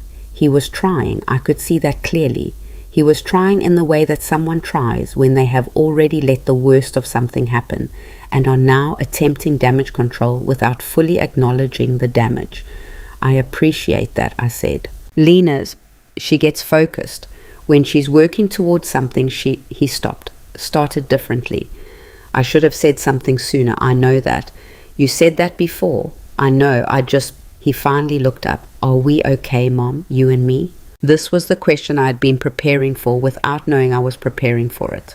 I had thought about it in parking lots and break rooms and the 47 steps, and I had arrived at an answer that was not a lie, but was also not the whole truth, because the whole truth required a disclosure I was not making yet.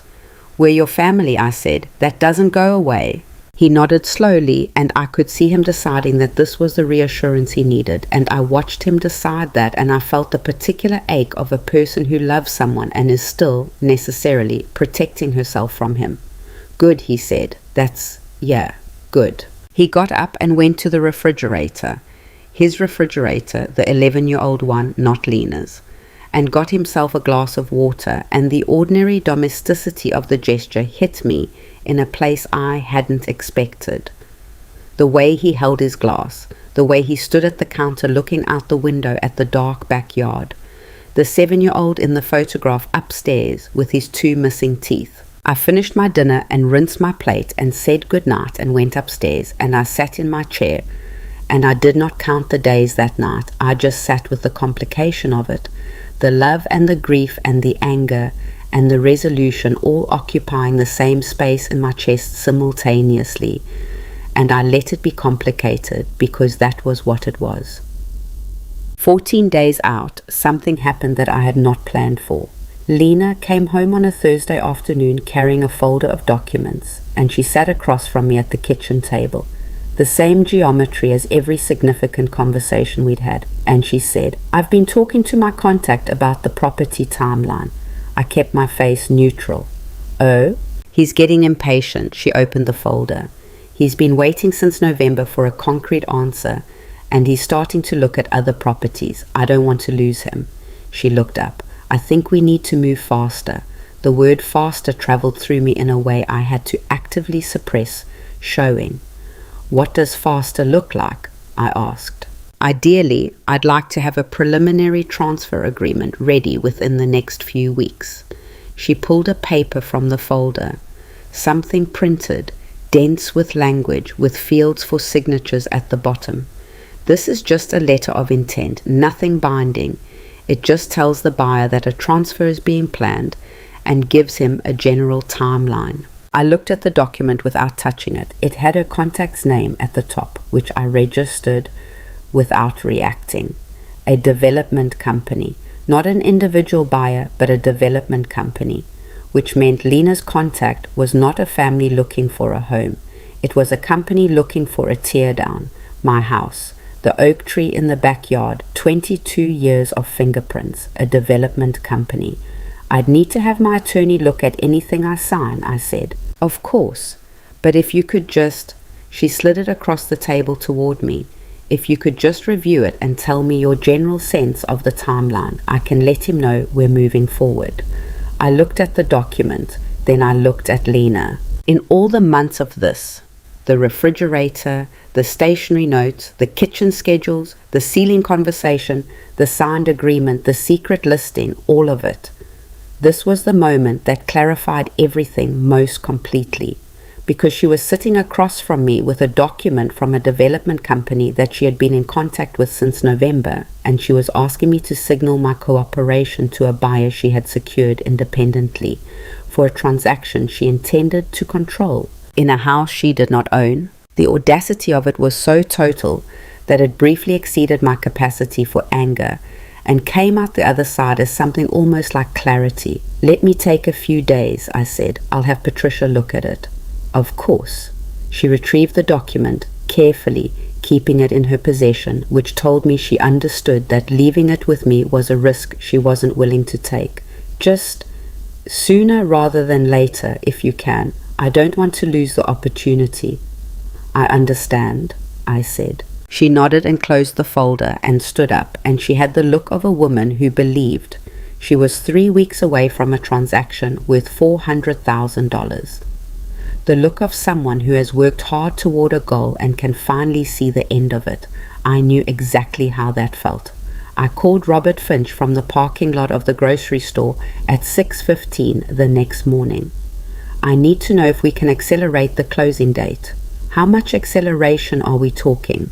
"The buyers are motivated. You said 45 days when we contracted. Can it be less?" A pause. "Cash buyers, no financing contingencies." "Theoretically, yes. The main constraint is the title search and the settlement scheduling. I can make calls." Another pause. "Can I ask what changed?" "She has a buyer," I said.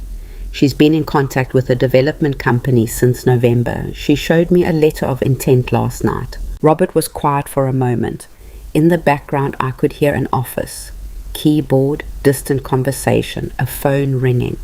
"That's a significant development." "Yes. It doesn't change the legal reality. The property is under contract. Any competing buyer, regardless of who brokered them, cannot supersede an executed purchase agreement." His voice had that specific quality of a professional, reminding a client of something the client needed to hear. "Marianne, she cannot sell your house. She has no authority to enter into a contract on property she doesn't own. Her letter of intent is meaningless." "I know that. But you want to close faster."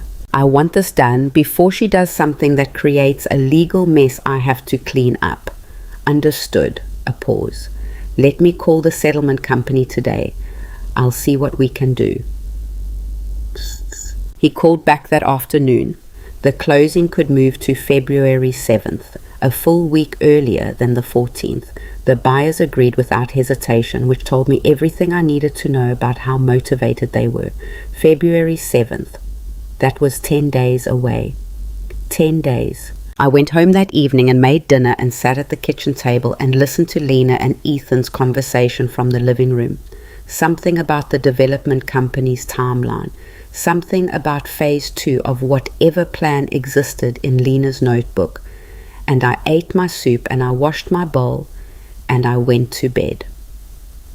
I slept better that night than I had in months.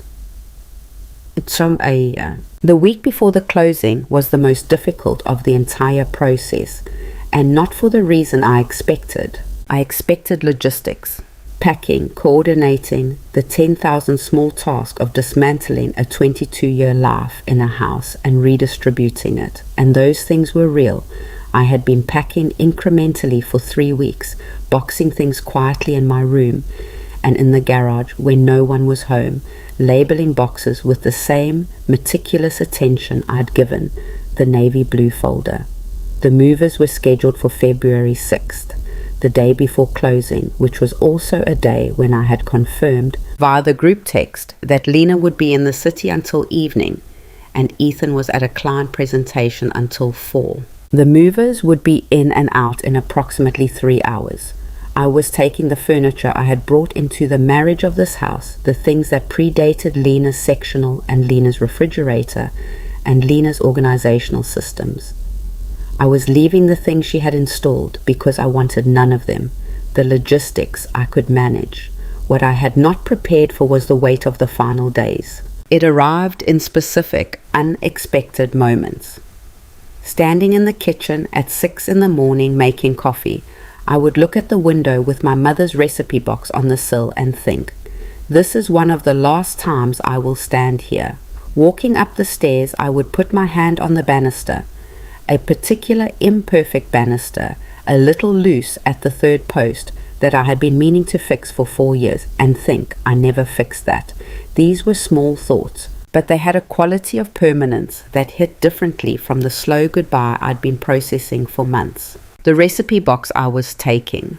Obviously, it was already wrapped in a dish towel and nested in a box in my room labeled kitchen. Fragile. But I left it on the windowsill until the morning of the 6th, because I wasn't ready to remove it until I had to. I had also not told Ethan. This is the part that kept me awake in the single-digit countdown. Not guilt about Lena, never guilt about Lena, but the harder question of Ethan. I had made the decision to protect myself, and that decision was right, and I would make it again. But I had also, in making it, denied my son the chance to be the person who drove 40 minutes on his lunch break. I had decided, early and I believe correctly, that I could not trust him with the information during the process. That his loyalty to Lena was deep enough and his conflict avoidance practiced enough that telling him would have endangered the outcome. But there was a version of me that wondered if I should have tried. I thought about this in the pre-dawn hours of February 5th, sitting in my corner chair for what I knew was one of the last times in this room, and I did not arrive at a clean answer. I think that's honest. The people who tell you that protecting yourself from family is simple and guilt-free are usually people who haven't had to do it with someone they also love. It is possible to do the right thing and still carry the cost of it. It is possible to be justified and still grieve. I wrote that down on the legal pad, not in any column, just on a blank page near the back. Then I put the legal pad in a box. February 6th was a clear, cold morning, with a sky the particular blue that only happens in winter. I called in to request the day from work the week before, citing a personal appointment, which was technically accurate. I was up at 5 and had coffee made and was sitting at the kitchen table when the house was still dark and silent around me, and for a long moment I just sat there with both hands around the mug, and I let myself be in it one last time. The silence of the house at 5 in the morning, the particular creak of the second step from the bottom, the way the heating system made it sound when it cycled on. Lena had left at 7:30 for the city. I had watched her car pull out of the driveway from my bedroom window, and I had felt something difficult and strange, something that was not satisfaction, not yet, but was the absence of the constant low-level dread that had lived in my chest since the first refrigerator note on the stationery. The absence of it was its own physical sensation. Ethan left at 8:15. I heard him in the kitchen, heard the particular sounds of his morning, coffee, cereal, the local news at low volume. And I stood in the hallway outside my room and I listened to him, and I thought about going down, about saying something. I didn't. I stood there until I heard the front door close. Then I went downstairs and called the moving company. The truck arrived at 9. 2 men, efficient and wordless in the way of people who do this every day and understand that the people they're moving are usually in the middle of something hard. They worked from the list I'd made, room by room, and I directed them with the same calm I'd learned to maintain in difficult situations, and which was, I'm aware, also a way of not feeling it fully until later. My bedroom furniture, the reading chair, the kitchen table, mine, the one I'd bought the year Ethan started high school, and its 4 mismatched chairs. The bookcases, the lamp from the living room that had been my mother's, the boxes from the garage, 31 of them, labeled and stacked. I left Lena's sectional. I left the second refrigerator with its French doors and its printed labels. I left the bathroom caddy and the new mugs in the cabinet, and the curtain she'd hung in the kitchen window that I'd never liked. I left all of it, which was an act of such completeness that it still surprises me when I think about it, how thoroughly I was able to walk away. The truck was loaded and gone by 12:30. I stood in the living room of my empty house, empty in the sense that my things were gone. Lena's furniture remained. filling the space with the particular wrongness of objects belonging to someone who did not own the room they occupied, the sectional, the television, a throw blanket on the armrest in a color I had always found too cold. I walked through the rooms, the bedroom without my furniture, with the slightly faded rectangle on the floor where the bed had been for 22 years, the kitchen, which was somehow both emptier and fuller than it had ever been, dominated by the stainless steel refrigerator that had started all of this. I stood at the kitchen window and looked at the backyard, the oak tree, the dormant garden bed. The back fence with the loose post I'd also never fixed. And I did the thing I had been doing for weeks. The thing of trying to feel what I expected to feel. What I felt was ready. I took my mother's recipe box from the windowsill. I wrapped it in my coat and I carried it to my car. And then I sat in the driver's seat for a long moment, looking at the house through the windshield. 22 years. I had raised a child in that house. I had come home from 38 years of shifts to that house. I had cried alone in that house and laughed alone in it, and been both very lonely and very content in it, sometimes in the same week. It had been mine in a way that few things in my adult life had been mine, wholly, unconditionally, without needing to justify itself to anyone. I had protected it the only way left to me, and now I was leaving it, and both of those things were true at the same time. I started the car.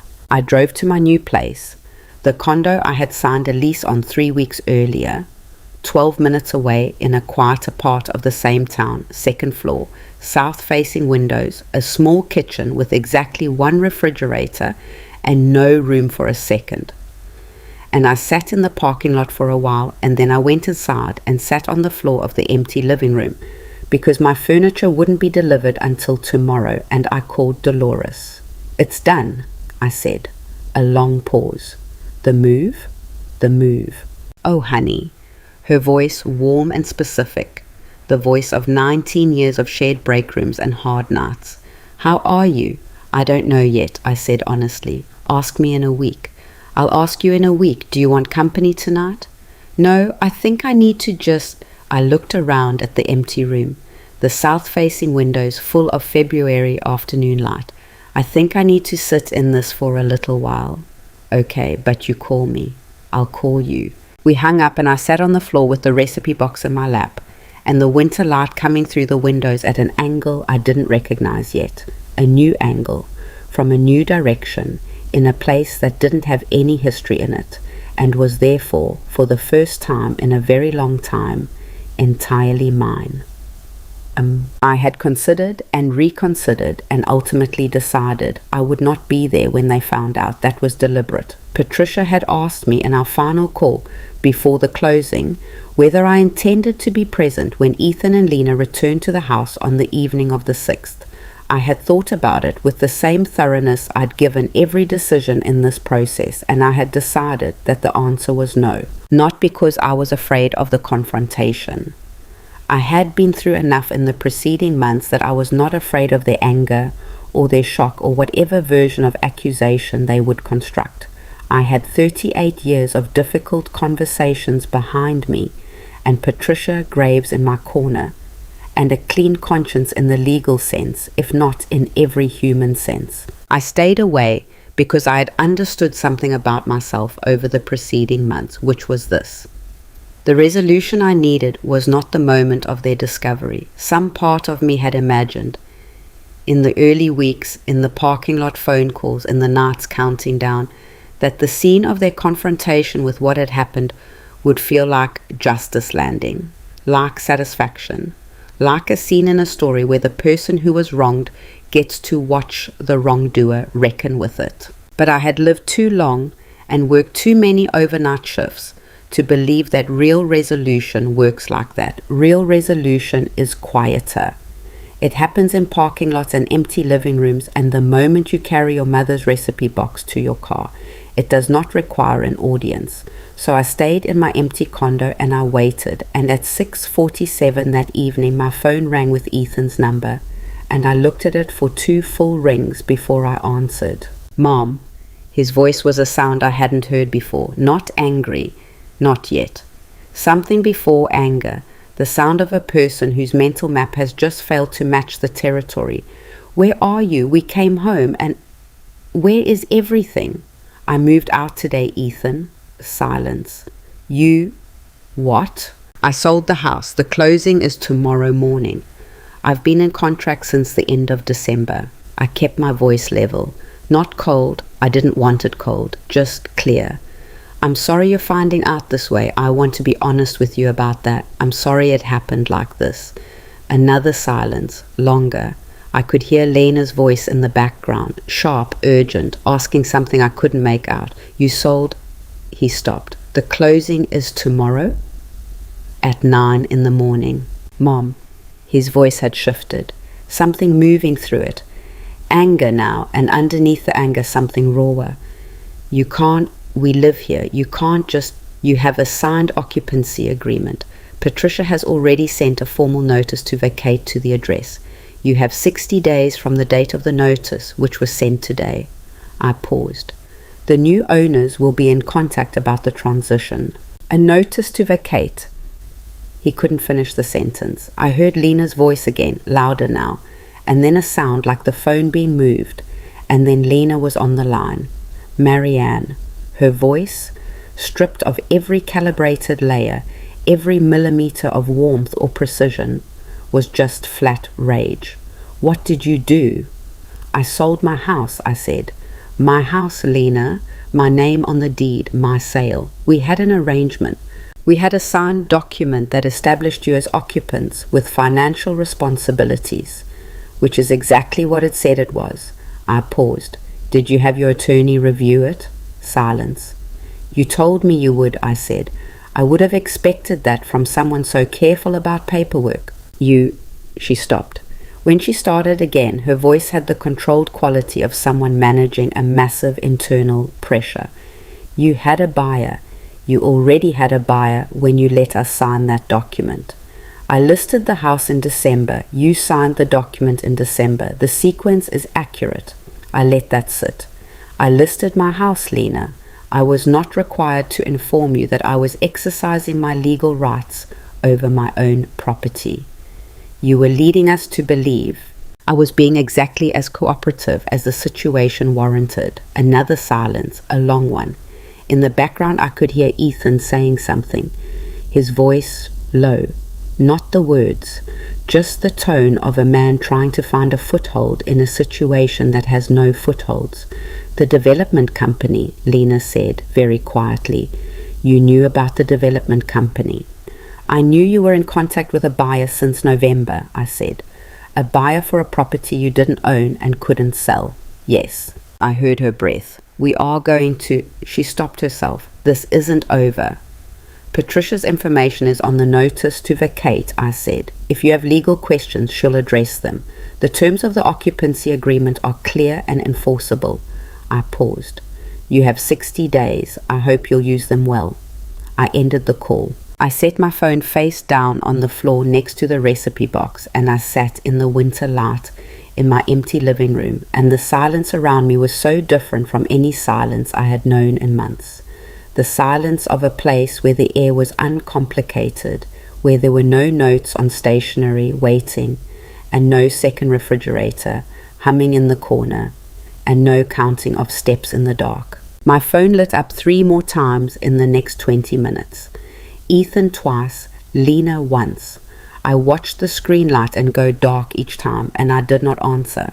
Not because I was done with Ethan. That was a more complicated question, one that would take longer than a phone call to work through. But because there was nothing left to say tonight that hadn't been said, and because the time for managing their reactions was over. I had spent 4 months managing everything. My face, my voice, my schedule, my documentation, my legal exposure, my emotional processing. I had managed all of it with the precision and endurance of someone who had practiced both for almost 4 decades. Tonight, I was done managing. Nkong. The closing was at 9 in the morning on February 7th. I arrived at the settlement company's office 8 minutes early because that is who I am, and I sat in a waiting room with padded armrests and outdated magazines and a water dispenser, and I thought about the last time I had sat in a room like this, Patricia's office in November, a woman who was frightened and exhausted and had not yet understood how much capability she still had. The buyers were a couple who had driven up from the city, early 40s, pleasant and brisk in the way of people who have done this before and know the paperwork is just the last step of something they have already decided. We shook hands across the conference table with the particular formality of strangers who are about to share a significant transaction. They had a toddler, I gathered from the conversation, a comment about the school district, something about the backyard, a family, people who would live in the house. I signed my name in 37 places. My hand was steady. The title company representative walked us through each document: transfer of deed, disbursement instructions, final settlement statement. Robert Finch sat across the table with the composed expression of a man who had seen this hundreds of times and was professionally pleased with how this particular one had unfolded. When the last signature was done, the representative collected the documents and said something procedural about recording timelines, and the buyers shook my hand again, and Robert shook my hand, and I walked out of the settlement company's office into the February morning with a check in my bag, not the full amount yet, that would clear in 2 business days, and the deed to a house that was no longer mine. I stood on the sidewalk outside. The sky was the same specific winter blue it had been the day before. The cold was the same honest, functional cold of February in the northeast. Traffic moved on the street in front of me with the complete indifference of the world to any individual's significant moments, which I had always found oddly comforting. $417,000. 38 years of 12-hour shifts. 22 years of mortgage payments and maintenance and property taxes and the accumulated weight of a home. 1 navy blue accordion folder, 1 legal pad, 1 Patricia Graves, 1 Robert Finch, 1 Dolores Whitfield with her good soup and her hand over mine, and 1 woman who had been afraid in the dark of her own house and had decided in the end that being afraid and being capable were not mutually exclusive. My phone buzzed. A text from Ethan. Can we talk? I looked at it for a long moment. The question itself, can we talk, carried everything that was still unresolved between us, everything that would take much longer than 60 days to sort through. It was possible we would sort through it eventually. It was possible we wouldn't. I had stopped being able to predict what Ethan would choose, and I'd also stopped organizing my life around the predictions. I put my phone in my coat pocket. I would call him back, just not today. Today, I was going to drive to the condo where my furniture was being delivered at noon, and I was going to supervise where each piece went in rooms that I was learning the geometry of for the first time. I was going to put my mother's recipe box on whatever surface became the kitchen windowsill equivalent in this new place. I was going to make coffee in a kitchen with 1 refrigerator, and I was going to stand at the south-facing window in the February light, and I was going to breathe. Just breathe. For the first time in months, without counting steps or managing my expression or listening through ceilings or performing a version of myself that served someone else's plan, I walked to my car. The morning was cold and clear and entirely ordinary, which was exactly what I needed it to be. The furniture arrived at noon. The reading chair went in the corner by the south-facing window. That was the first decision, and it was non-negotiable. Everything else arranged itself around that chair. When the movers were gone and the door was closed, I stood in the middle of my new living room and turned around slowly. It was smaller than what I'd left. The ceilings were lower. No oak tree visible from any window. Just a parking lot and a row of modest young trees planted at even intervals along the sidewalk. Imperfect. A little cramped. Fully, completely mine. I put my mother's recipe box on the kitchen windowsill. It looked right immediately, the way things look right when they've finally found their correct context. I made coffee. I stood at the counter and drank it without counting steps or monitoring anyone else's movements in the space. One refrigerator hummed quietly in the corner. Just one. I sat in the reading chair. The February light came through the south window and warmed the left side of my face, and I sat there for a long time, doing nothing more ambitious than being present in a place where nothing was working against me. I had not felt that in months, maybe longer than months. Ethan's text, "Can we talk?" sat unanswered for 3 days, not because I had decided against it, but because I was done organizing my responses around other people's timelines. When I called him back, he answered on the first ring. "I knew what Lena was doing," he said after the first few minutes of careful circling. "Not everything. I didn't know about the development company. I found that out the night we came home and the house was empty. But I knew she was building towards something, and I told myself it would work out." A long pause. "I let it happen, Mom.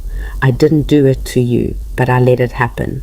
I sat in my reading chair and held the phone and looked at the recipe box.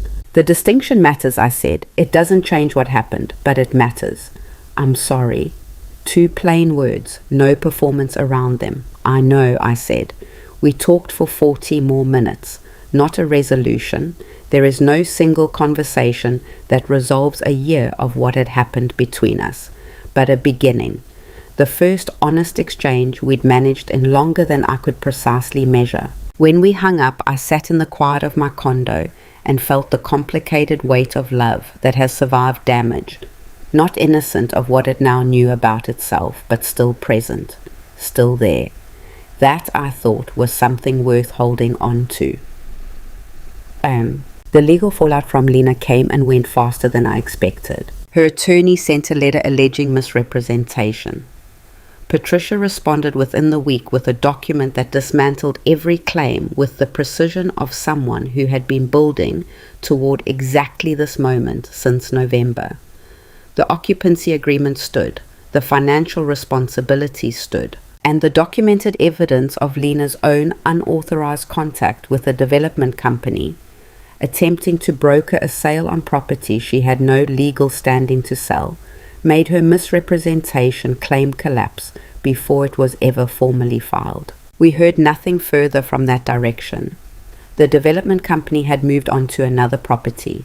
The transaction Lena had been constructing since November produced nothing, not a commission, not a transfer, not a single dollar, while generating the kind of professional damage that follows a licensed real estate agent who overreaches badly in the wrong direction. She had walked into what she believed was a cooperative arrangement and had signed a document that made her financially responsible for costs she had not anticipated, in a property she would never own, engineered by a 67-year-old overnight nurse who had simply paid attention and refused to stop. I did not think about this often, but when I did, I allowed myself the quiet acknowledgement that consequences, when they arrive accurately and with documentation, are their own form of justice. Not a dramatic justice, not a satisfying scene, just the steady, unglamorous result of someone finally getting back exactly what they put in. In March, I went back to work. The drive to St. Augustine's was the same as always. The fluorescent lights, the smell of the wards, the organized urgency of a Monday morning ICU, all of it exactly as I had left it. My colleague Marcus brought me coffee from the break room and looked at me for a moment. "You look different," he said. "Different how?" He thought about it, less like you're carrying something. "I put it down," I said. He nodded and turned back to his station. "Bed 6 needs your attention." I went to bed 6, standing at that bedside, doing the actual work, reading a situation and acting on it without hesitation. Something clarified that I had been circling for months without landing on. I had always known how to do this, the patience, the documentation, the ability to move through a hostile environment without telegraphing your next step, the capacity to act with precision when the moment demands it. I had done it in that ICU for 38 years, and when I needed it most, when the hostile environment was my own home and the person requiring protection was myself, I had done it there too, imperfectly, not without cost, not without nights counted in the dark and parking lot phone calls, and the occasional necessary lie. But I had done it. We are more capable than we remember when we are frightened. The skills we build in service of others translate when we finally turn them toward ourselves. What a thing to learn at 67. What an ordinary, essential, expensive thing to finally know. Ethan came to see the condo in the spring. He stood in the living room and looked at the reading chair and the books and the afternoon light doing what it does through south-facing windows. And then he looked at me with an expression I couldn't entirely name, something built from recognition and regret, and something forward-facing that I chose to read as the beginning of a person trying to become better than he had been. "It's good, Mom," he said quietly. "It's really good." "Yes," I said, "it is."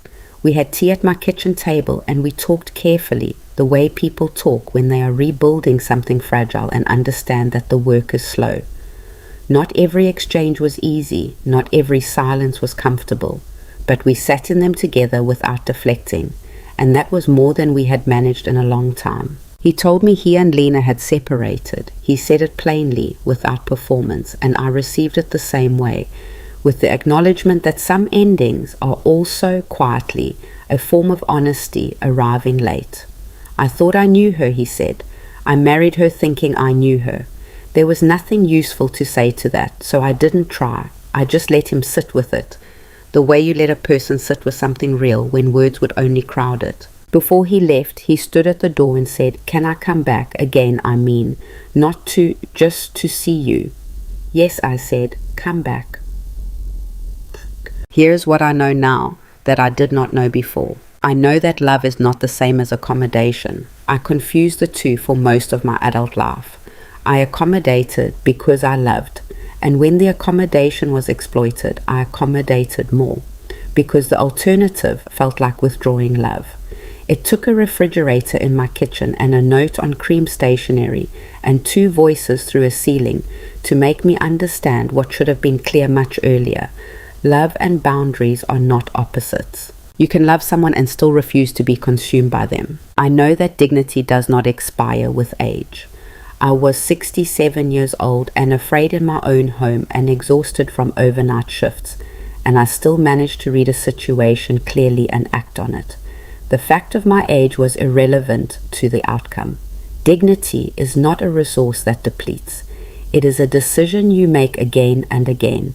Sometimes in your own kitchen at midnight, eating a sandwich over the sink because sitting in your living room has become too painful to bear. And then one day you stop making that decision in the dark and start making it in the light. I know that the people who try to make you small are counting entirely on your agreement. The moment you stop agreeing, not loudly, not with drama, just quietly and completely, the strategy has nowhere to go. And I know that some losses are also freedoms. The house was a loss. The uncomplicated version of my relationship with my son, that was a loss. The belief that family is safe by definition, that was perhaps the most expensive loss of all. But I live now in a place with no history of invasion. I sleep without monitoring the silence. I stand at my kitchen window in the morning with my coffee and my mother's recipe box, and the light coming in from the right direction. And what I feel is not triumph. What I feel is peace. Not the peace of everything resolved cleanly.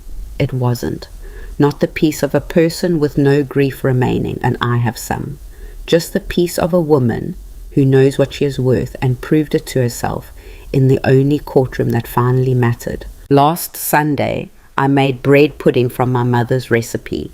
It came out slightly dry in the corners because I haven't fully learned this oven yet. I ate it anyway, standing at the counter in my small kitchen, in the quiet of a Sunday morning that belonged entirely to me. It was good. It was enough. It was everything.